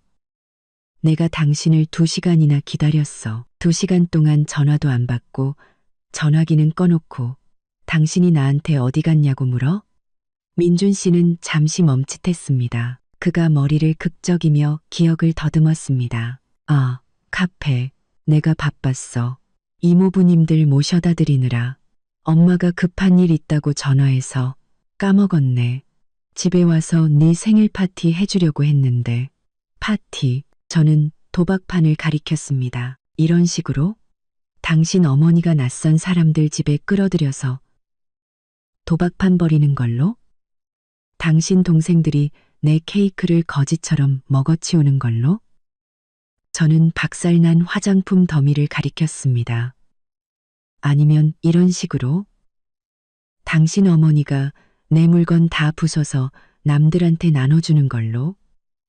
저는 이성을 잃고 소리쳤습니다. 민준 씨는 가족과 어머니의 친구들 앞에서 망신을 당하자 더 이상 죄책감을 느끼지 않는 듯 했습니다. 그는 손을 휘둘러 제 얼굴을 가리키며 저보다 더 큰 목소리로 외쳤습니다. 입 닥쳐. 뭐가 그렇게 잘났다고 소리를 질러. 겨우 케이크 하나 가지고. 네가 늦게 왔으니 케이크가 잘린 거지. 누굴 탓해. 그가 저를 경멸의 눈빛으로 쳐다보았습니다. 네가 늦게 왔으니 케이크가 잘린 거지. 누굴 탓해. 그 무책임하고 잔인하며 냉혹한 말. 그것이 마지막 한 방울이었습니다. 그것이 저의 마지막 남은 정. 마지막 희망을 난도질한 칼날이었습니다. 저는 그를 2시간이나 기다렸습니다. 가장 예쁜 원피스를 입고 사과 한마디를 기대했습니다. 그리고 제가 받은 것은 이것이었습니다. 모욕과 책임전가. 순간 제 주위의 모든 것이 침묵에 잠겼습니다. 더 이상 화투패 소리도, 시누이들의 수군거림도, 박 여사님의 울음소리도 들리지 않았습니다. 제 심장이 산산조각 나는 소리만 들렸죠. 그래. 저는 이상할 정도로 평온한 목소리로 말했습니다. 내 탓이지. 저는 민준 씨를, 박 여사님을, 그리고 4명의 시누이들을 쳐다보았습니다. 지난 2달간 저를 괴롭혔던 얼굴들을 하나하나 눈에 담았습니다. 그리고 저는 몸을 돌렸습니다. 저는 한때 제 것이었던 안방으로 똑바로 걸어 들어갔습니다. 제 옷장은 그곳에 있었죠. 박 여사님이 문을 막고 서 있었습니다. 너 뭐 하려고? 또 무슨 꿍꿍이야. 비켜요. 저는 얼음장처럼 차가운 목소리로 말했습니다. 저는 그녀를 옆으로 밀쳤습니다. 이번에는 힘을 조절하지 않아 그녀가 비틀거렸죠. 저는 옷장을 열고 제 가장 큰 여행 가방을 꺼냈습니다. 신혼여행 갈 때 썼던 가방이었죠. 저는 제 옷들을 그 안에 던져 넣기 시작했습니다. 바지, 셔츠, 속옷, 잠옷, 모든 것을 쑤셔 넣었. 민준 씨는 그제야 상황이 심상치 않다는 것을 깨달았습니다. 그가 달려 들어왔습니다. 너 뭐 하는 거야? 어디 가려고? 어디든. 저는 손을 멈추지 않고 대답했습니다. 이 지옥만 아니면 돼. 민준 씨의 가족들은 제가 하는 행동을 멍하니 쳐다보았습니다. 아마 그들은 늘 침묵하고 인내하던 며느리인 제가 감히 이렇게 반항할 날이 오리라고는 상상도 못했을 것입니다. 너 미쳤어? 민준 씨가 소리쳤습니다. 그가 제 손에서 가방을 빼앗으려 했. 이 밤중에 어딜까? 동네 사람들 보기 창피하게. 왜 이래? 저는 가방을 다시 잡아당겼습니다. 이제 와서 창피한 걸 걱정해? 나한테는 더 이상 잃을 체면도 없어. 박 여사님도 정신을 차렸습니다. 제가 정말로 가려 한다는 것을 깨닫자. 그녀는 전략을 바꿨죠. 더 이상 울지 않았습니다. 그녀는 허리에 손을 얹고 날카로운 목소리로 말했습니다. 어디서 누굴 협박해? 네가 가면 우리 민준이가 다른 여자 못 만날 줄 알아? 밤중에 가방 싸서 나가는 며느리가 세상에 어디 있냐? 그녀는 민준 씨를 돌아보며 말했습니다. 내버려 둬. 가게 둬. 저런 버릇없고 되바라진 년을 뭐하러 붙잡아? 3발자국도 못 가서 돈 떨어지면 다시 와서 싹싹 빌고 용서해달라고 할걸. 그녀의 목소리는 날카로웠습니다. 그녀의 도박 친구들은 일어나서 비웃으며 말했습니다. 저희는 이만 가보겠습니다. 집안일은 다음에 다시 와서 놀게요, 어머니. 그들은 호기심과 경멸이 섞인 눈으로 저를 힐끗 쳐다보며 조용히 사라졌습니다. 집에는 그들 가족과 저만 남았습니다. 저는 여행 가방에 지퍼를 잠갔습니다. 많이 챙기지 않았죠. 꼭 필요한 옷 몇 벌뿐이었습니다. 저는 박살난 화장품 더미를 쳐다보았습니다. 가슴이 아팠지만 손대지 않았습니다. 다시 돌아와서 가져갈 것이니까요. 내게 속한 모든 것을. 저는 지갑과 스마트폰을 들고 현관으로 갔습니다. 민준 씨가 문을 막고 서 있었죠. 그는 여전히 제가 쇼를 한다고 생각하는 것 같았습니다. 너 너무 심하게 굴지 마. 내가 미안하다고 했잖아. 술 취해서 그런 거야. 일단 들어와. 내일 얘기하자. 내일은 없어. 저는 단호하게 말했습니다. 비켜, 안 비켜. 이 집은 내 집이야. 너는 내 아내고 어디도 못 가. 그가 팔을 벌려 길을 막았습니다. 박 여사님이 뒤에서 기름을 부었죠. 그래, 이 문 밖으로 나가면 다시는 돌아올 생각 마라. 이 집은 너 같은 불효 막심한 며느리 안 받아줘. 저는 민준 씨를 그리고 박 여사님을 보았습니다. 좋아요. 저는 고개를 끄덕였습니다.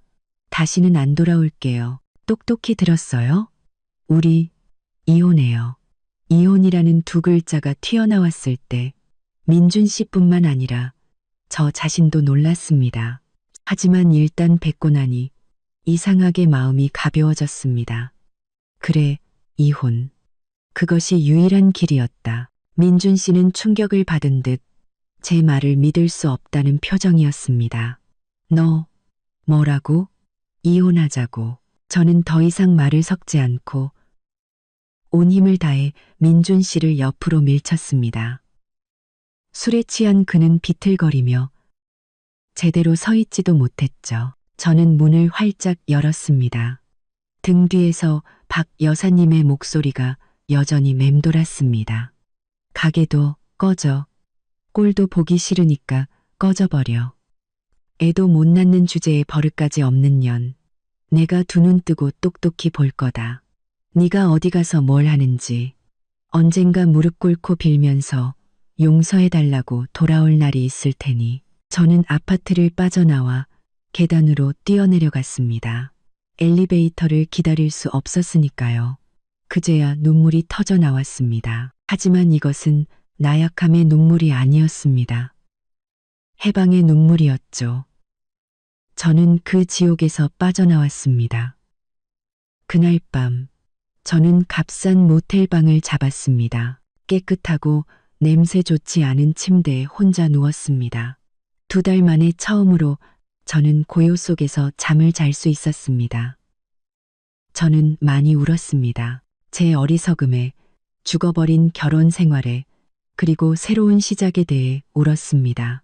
저는 3일 동안 휴대폰을 꺼두었습니다. 마음을 추스르고 앞으로 어떻게 해야 할지 생각할 시간이 필요했죠. 친한 친구에게 연락해 돈을 좀 빌리고 모텔에서 나온 후 며칠간 그 친구 집에서 신세를 졌습니다. 회사에도 전화해 일주일간 병가를 냈습니다. 저는 무너질 수 없었습니다. 강해져야 했습니다. 제 몫을 되찾아야 했습니다. 3일째 되던 날, 저는 휴대폰을 켰습니다. 수십 통의 부재중 전화와 문자 메시지, 모두 민준 씨에게서 온 것이었습니다. 읽지 않았습니다. 관심 없었죠. 그러다 낯선 번호로 전화가 걸려왔습니다. 저는 받았습니다. 여보세요? 서연아? 민준 씨의 목소리였습니다. 다른 번호로 제게 전화를 건 것이었죠. 저는 침묵했습니다. 수학이 넘어 그의 목소리에는 조금의 반성도 느껴지지 않았습니다. 그는 제가 어디 있는지 안전한지 묻지 않았습니다. 그는 버럭 소리쳤죠. 너 지금 어디야? 3일 동안 집이 어떻게 됐는지 알아? 전화기는 왜 꺼놨어? 저는 여전히 침묵했습니다. 민준 씨는 인내심을 잃은 듯 했습니다. 당장 집으로 돌아와.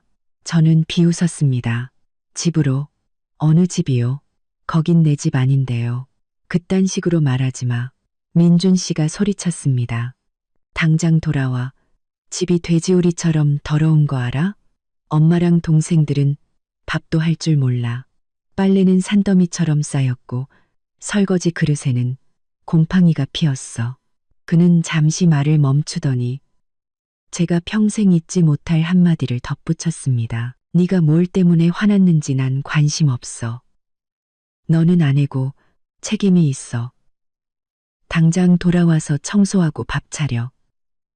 엄마랑 동생들 3일 동안 굶었단 말이야. 저는 기가 막혔습니다. 제 귀를 의심했죠. 그는 제게 사과하려고 전화한 것이 아니었습니다. 저를 붙잡으려고 전화한 것도 아니었죠. 그는 저를 그의 가족을 위한 무급 가사도우미로 보모로 소환하고 있었던 것입니다.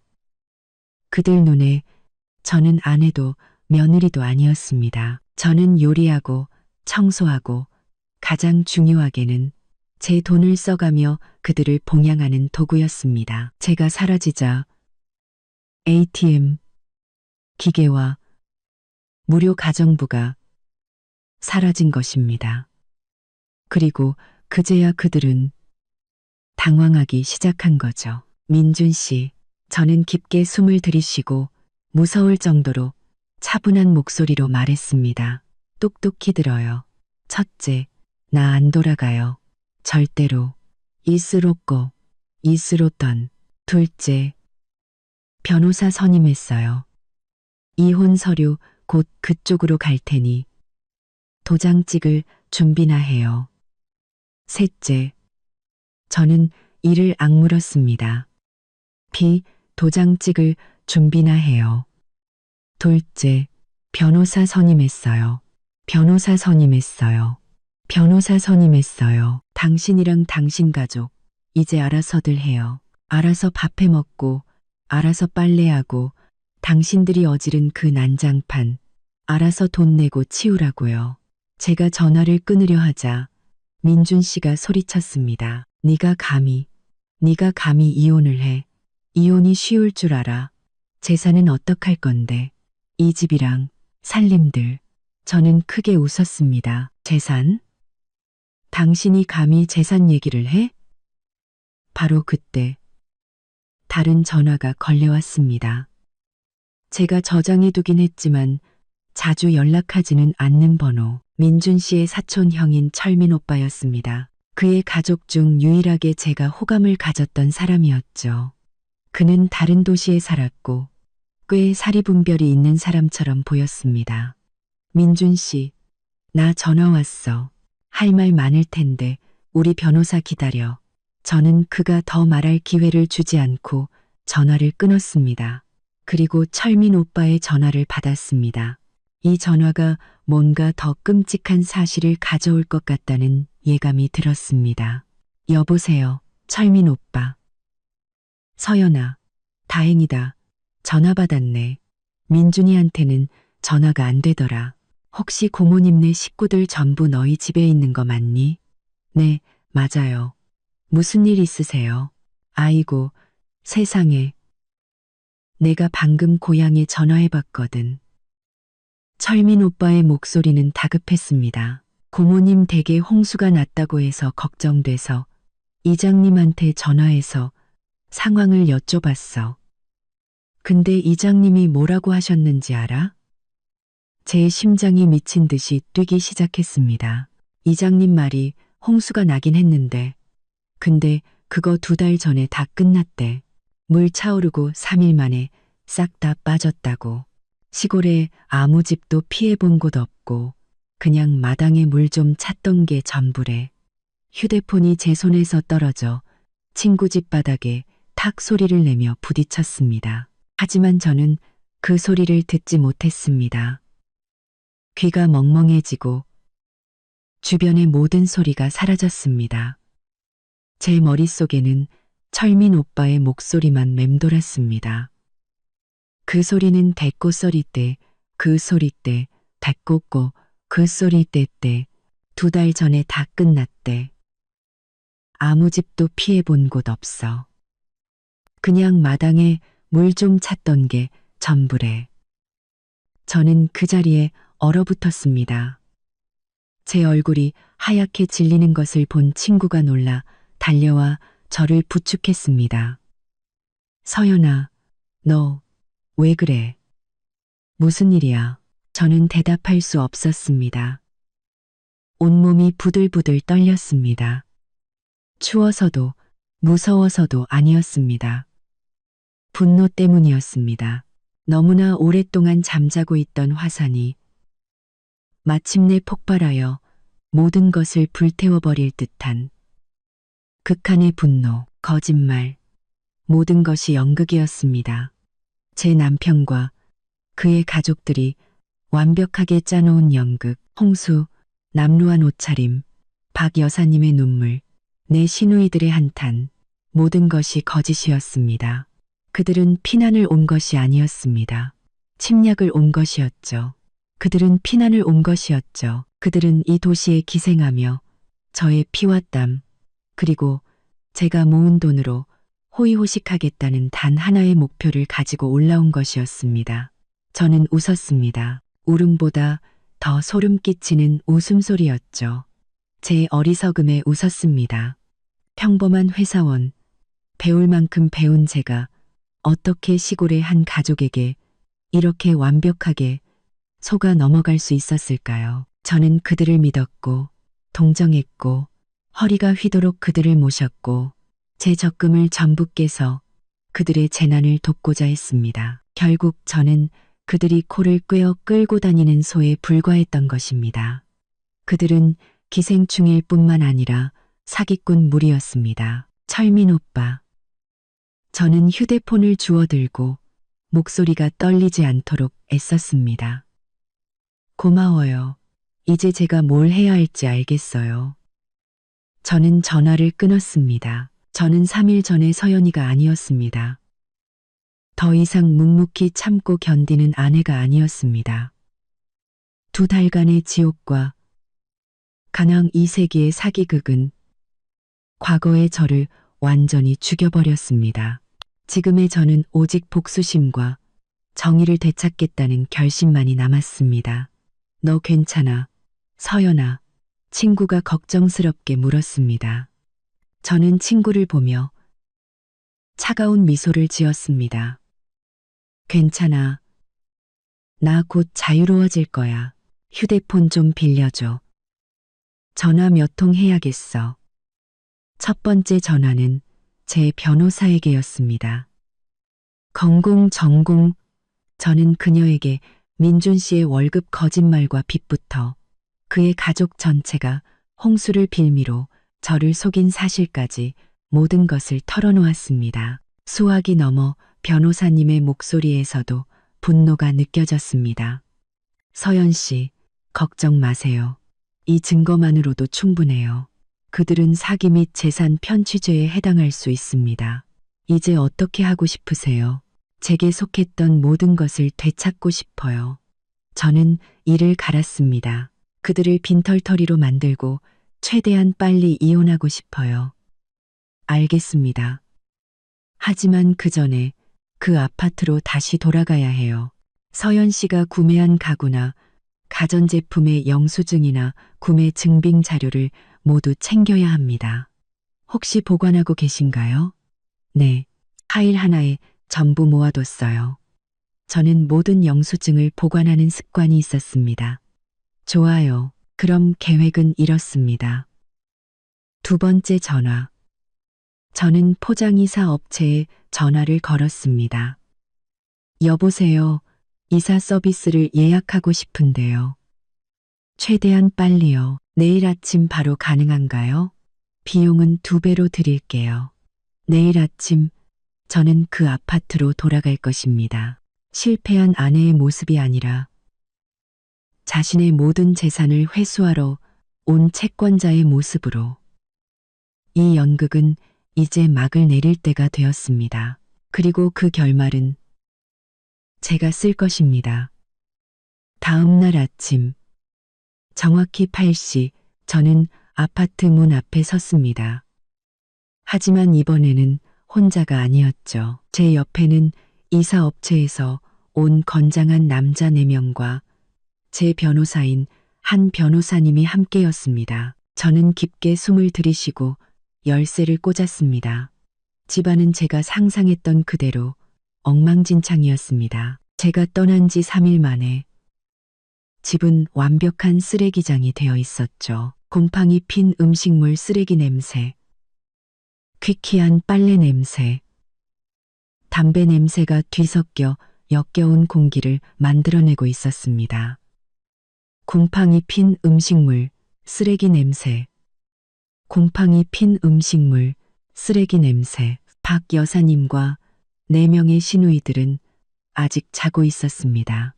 냄새나는 이불 더미 속에서 깊이 잠들어 있었죠. 제가 곧 알아서 돌아와 모든 것을 치워줄 거라고 생각했나 봅니다. 제가 문을 여는 소리에 그들이 잠에서 깼습니다. 박 여사님이 부스스한 머리로 안방에서 걸어 나오며 저를 보자마자 눈을 부릅떴습니다. 네가 여긴 어쩐 일이야. 영영 가버린 줄 알았더니. 지아와 소희도 작은 방에서 비척거리며 일어났습니다. 지아는 저를 보고 입술을 삐죽였습니다. 이제 잘못한 거 알았어? 돌아왔으면 청소나 빨리 해. 우리 며칠 굶었단 말이야. 저는 아무 말도 하지 않고 한 걸음 뒤로 물러섰습니다. 제 변호사인 한 변호사님이 앞으로 나섰습니다. 그녀는 깔끔한 정장 차림에 서류 파일을 들고 있었고 그 기세는 압도적이었습니다. 박순자 씨 맞으시죠? 한 변호사님이 또렷하고 단호한 목소리로 말했습니다. 저는 의뢰인 이서연 씨의 변호사 한지수입니다. 당 버르롭고 간호한 목소리로 말했습니다. 오늘 저희가 온 것은 청소를 하러 온 것이 아니라 재산을 회수하러 온 것입니다. 박 여사님은 멍한 표정을 지었습니다. 변호사? 재산. 너희 지금 무슨 소리를 하는 거야? 저는 차갑게 웃었습니다. 어머니, 불효 막심한 며느리가 돌아왔어요. 시골 홍수는 재미있으셨어요. 물도 금방 빠지고 마당만 좀 잠겼다던데 피난 오시느라 고생 많으셨겠어요. 제 말은 폭탄과 같았습니다. 박 여사님의 얼굴은 새하얗게 질렸고 4명의 시누이들도 그 자리에 얼어붙었습니다. 네가 지금 무슨 소리를 하는 거야? 박 여사님이 더듬거렸습니다. 제가 무슨 말을 하는지 어머니가 제일 잘 아시겠죠. 당신들과 말싸움할 시간 없어요. 오늘 나는 내가 산 모든 것을 되찾으러 왔으니까요. 팀장님, 일 시작해 주세요. 이사업체 직원 4명이 즉시 집 안으로 흩어졌습니다. 잠깐만. 박 여사님이 소리치며 그들을 막아섰습니다.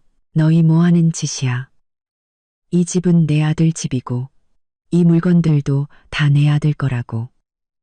한 변호사님이 서류 파일을 그녀의 얼굴 앞에 내밀었습니다. 자세히 보시죠. 이 집에 있는 TV, 냉장고, 세탁기, 소파, 침대, 옷장 등 모든 가구는 이서연 씨가 혼인 전 재산으로 구매한 것입니다. 여기 모든 영수증과 카드 내역서가 있습니다. 법적으로 이는 이서연 씨의 고유 재산이며 저희는 이를 회수할 완전한 권리가 있습니다. 말도 안 돼.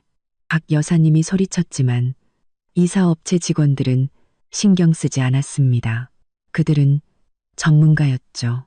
55인치, TV, 포장, 양문형 냉장고, 포장, 가죽 소파, 조심스럽게 포장. 4명의 시누이들은 그제야 상황을 파악했습니다.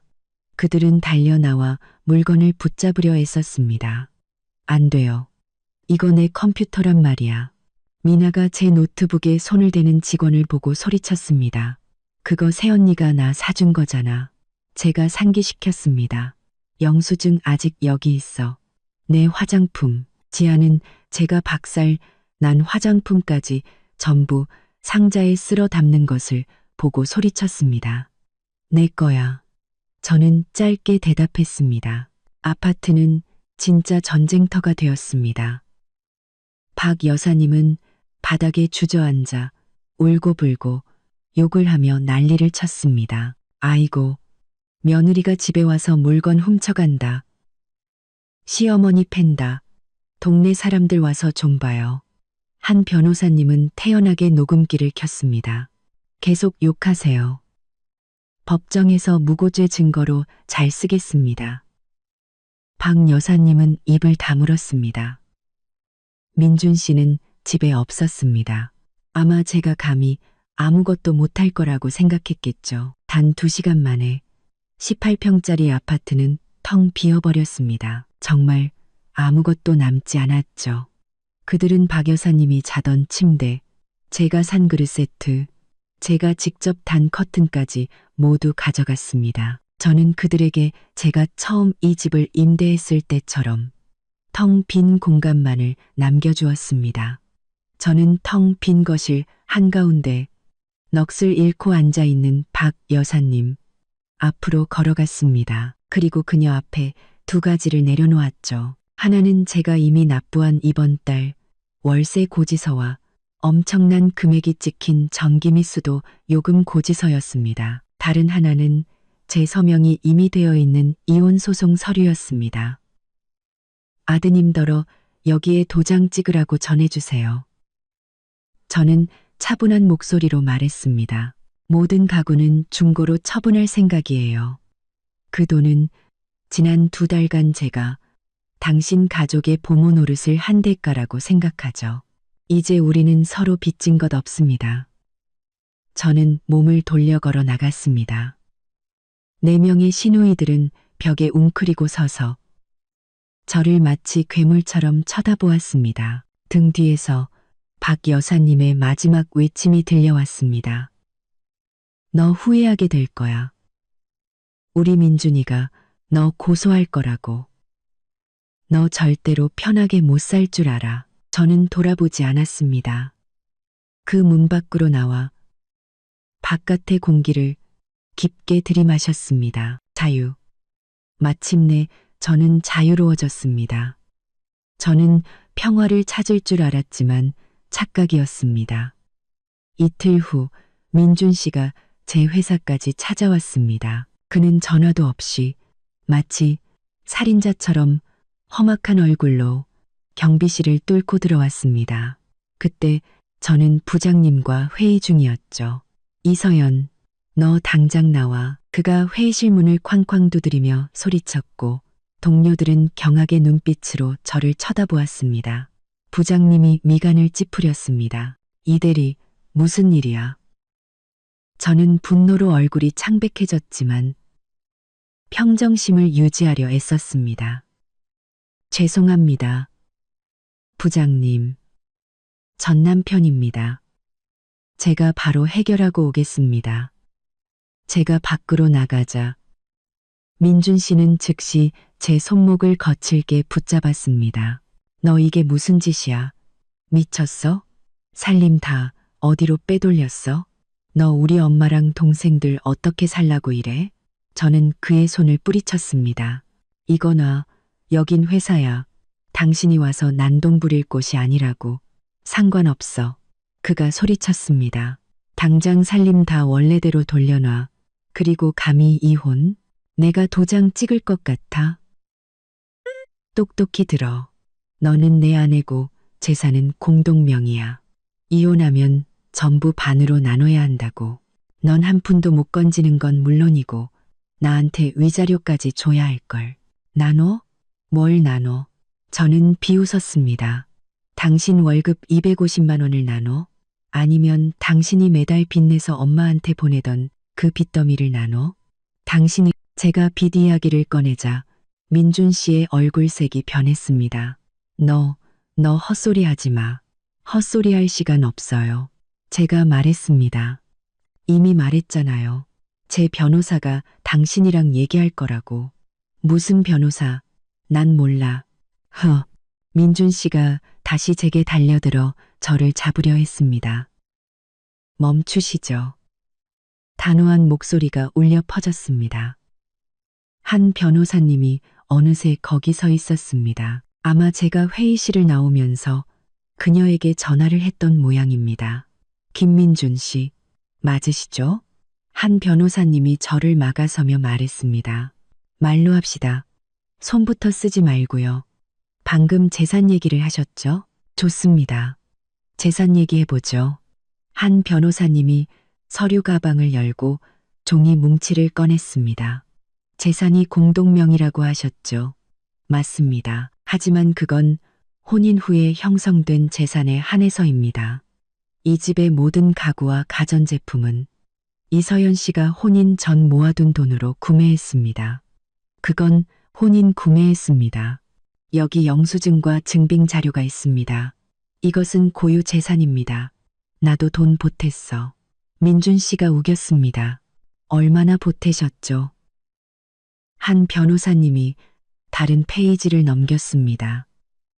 은행 기록에 따르면 매달 이서연 씨에게 250만 원을 주셨다고 하셨지만 지난 2달간 7식구의 생활비는 이서연 씨가 보관한 영수증에 따르면 500만 원에 육박합니다. 부족분은 모두 이서연 씨의 개인 저축으로 메꿨습니다. 김민준 씨는 돈을 보태기는커녕 오히려 이서연 씨에게 빚을 지고 있는 셈입니다. 민준 씨는 할 말을 잃었습니다. 그뿐만이 아닙니다. 한 변호사님이 말을 이었습니다. 법정에 가면 재산 분할을 요구하시겠다고요? 좋습니다. 그럼 저희는 법원에 이걸 제출할 겁니다. 그녀는 다른 서류 뭉치를 꺼냈습니다. 이것은 지난 6개월간 김민준 씨가 카드론, 현금 서비스 등 제2금융권에서 대출받은 내역 전체입니다. 원금과 이자를 합쳐 총 빚이 0만 원이 넘습니다. 이 돈은 이서연 씨에게 알리지 않았고 전부 본가에 송금하는 데 사용되었습니다. 민법에 따르면 이는 부부 공동생활 유지를 위한 채무가 아니라 개인적인 목적으로 발생시킨 특유 채무로 간주됩니다. 한 변호사님이 민준 씨의 눈을 똑바로 쳐다보았습니다. 법정에 가면 김민준 씨는 이서연 씨에게서 단 한 푼도 받아내지 못할 뿐만 아니라 이 모든 빚을 혼자서 갚아야 할 책임이 있습니다. 게다가 저희는 김민준 씨와 그 가족이 홍수를 빌미로 이서연 씨를 기망하여 재산을 편취했다는 증거도 가지고 있습니다. 이는 사기죄에 해당할 수 있습니다. 한번 해볼까요? 민준 씨는 마치 벼락이라도 맞은 듯 서 있었습니다. 그의 얼굴은 붉어졌다가 창백해졌다가 잿빛으로 변했습니다. 그는 저와 한 변호사님을 번갈아 보았고 이마에는 식은땀이 흘렀습니다. 그는 제가 이 모든 증거를 가지고 있을 거라고는 상상도 못했을 것입니다. 그는 한 걸음, 두 걸음 뒤로 물러섰습니다. 처음에 그 기세는 온데간데 없었죠. 어떻게 하시겠습니까? 김민준 씨? 한 변호사님이 이혼 서류를 내밀었습니다. 여기에 서명하시겠습니까? 아니면 법정에서 사기죄 혐의까지 추가해서 만나시겠습니까? 민준 씨는 부들부들 떨었습니다. 그는 증오와 두려움이 뒤섞인 눈으로 저를 쳐다보았습니다. 그는 한 변호사님의 손에서 펜을 낚아챘습니다. 그는 이를 악물고 종이가 찢어질 듯이 강하게 서명했습니다. 너 잘났다. 우리 가족이 너 가만 안 둘 거야. 그는 펜을 바닥에 던지고 마치 패배한 개처럼 제 회사 밖으로 뛰쳐나갔습니다. 저는 서류 위에 삐뚤빼뚤한 서명을 보며 긴 한숨을 내쉬었습니다. 마침내 악몽이 정말로 끝났습니다.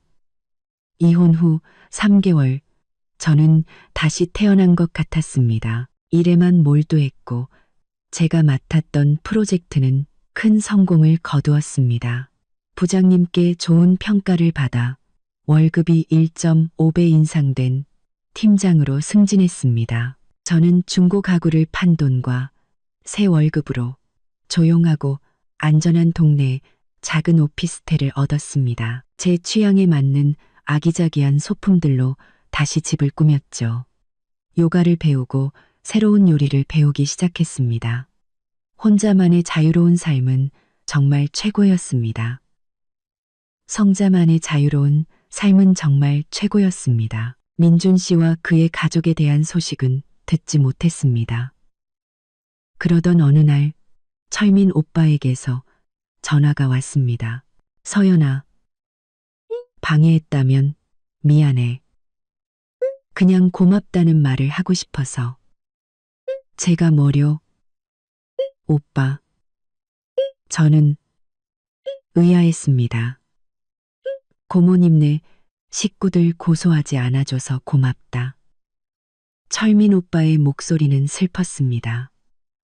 고모님네 식구들 고소하지 않아줘서 네가 떠난 후에 월세를 못 내서 집주인한테 쫓겨났대.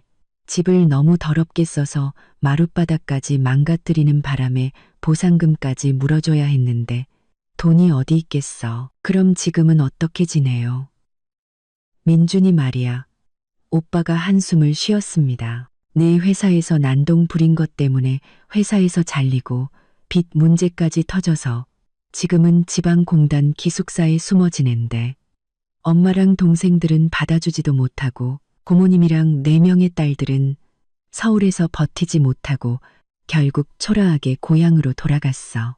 며느리 등쳐먹으러 서울 갔다는 소문이 동네에 다 퍼져서 고개도 못 들고 다닌다더라. 자업자득이지. 저는 침묵했습니다. 통쾌하지도 그렇다고 동정심이 들지도 않았습니다.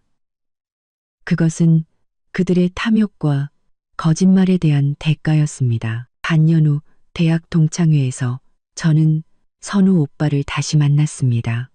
그는 한 학년 선배였고 학과 전체에서 유명했던 훈남이었습니다. 공부도 잘하고 성격도 좋았죠. 예전에 저는 멀리서 그를 바라보기만 했습니다.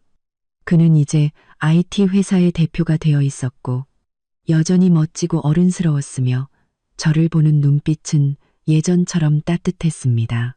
그 역시 2년 전 아내의 외도를 알게 된 후 이혼했다고 했습니다. 이런 자리에서 다시 만날 줄은 몰랐네.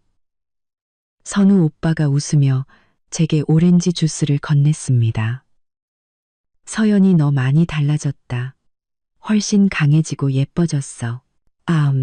저희는 지난 일들과 겪었던 실패에 대해 오랫동안 이야기했습니다.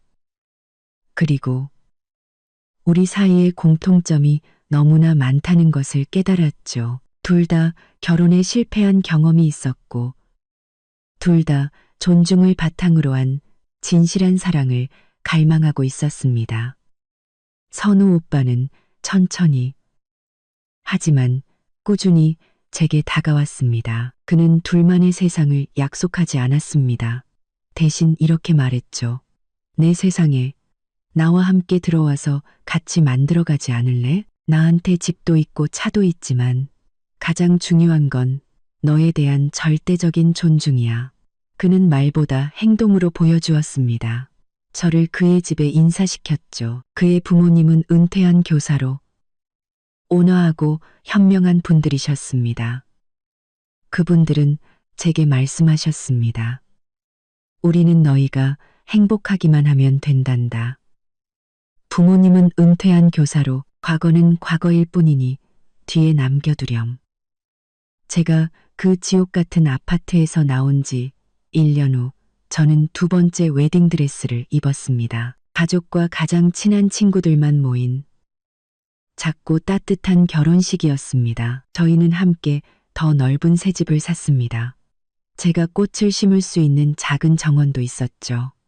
가끔 민준 씨에 대한 소식을 듣습니다. 그는 여전히 빚을 갚으며 작은 회사에서 근근히 살아가고 있다고 했습니다. 그의 어머니와 여동생들도 고향으로 돌아간 후 예전처럼 위세를 부리지 못하고 사람들의 눈을 피해 조용히 지낸다고 했습니다. 언젠가 무릎 꿇고 돌아와 빌 것이라던 박 여사님의 저주는 결국 그녀의 가족에게 돌아간 셈입니다. 저는 어린 아들에게 책을 읽어주고 있는 선우 오빠를 바라보았습니다.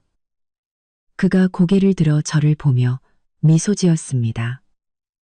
저는 깨달았습니다. 행복이란 결코 넘어지지 않는 것이 아니라는 것을. 행복이란 넘어진 후에 다시 일어설 용기를 내고 해로운 것들을 떠나보내고 진정으로 자신에게 걸맞은 사람을 찾는 것이라는 것을.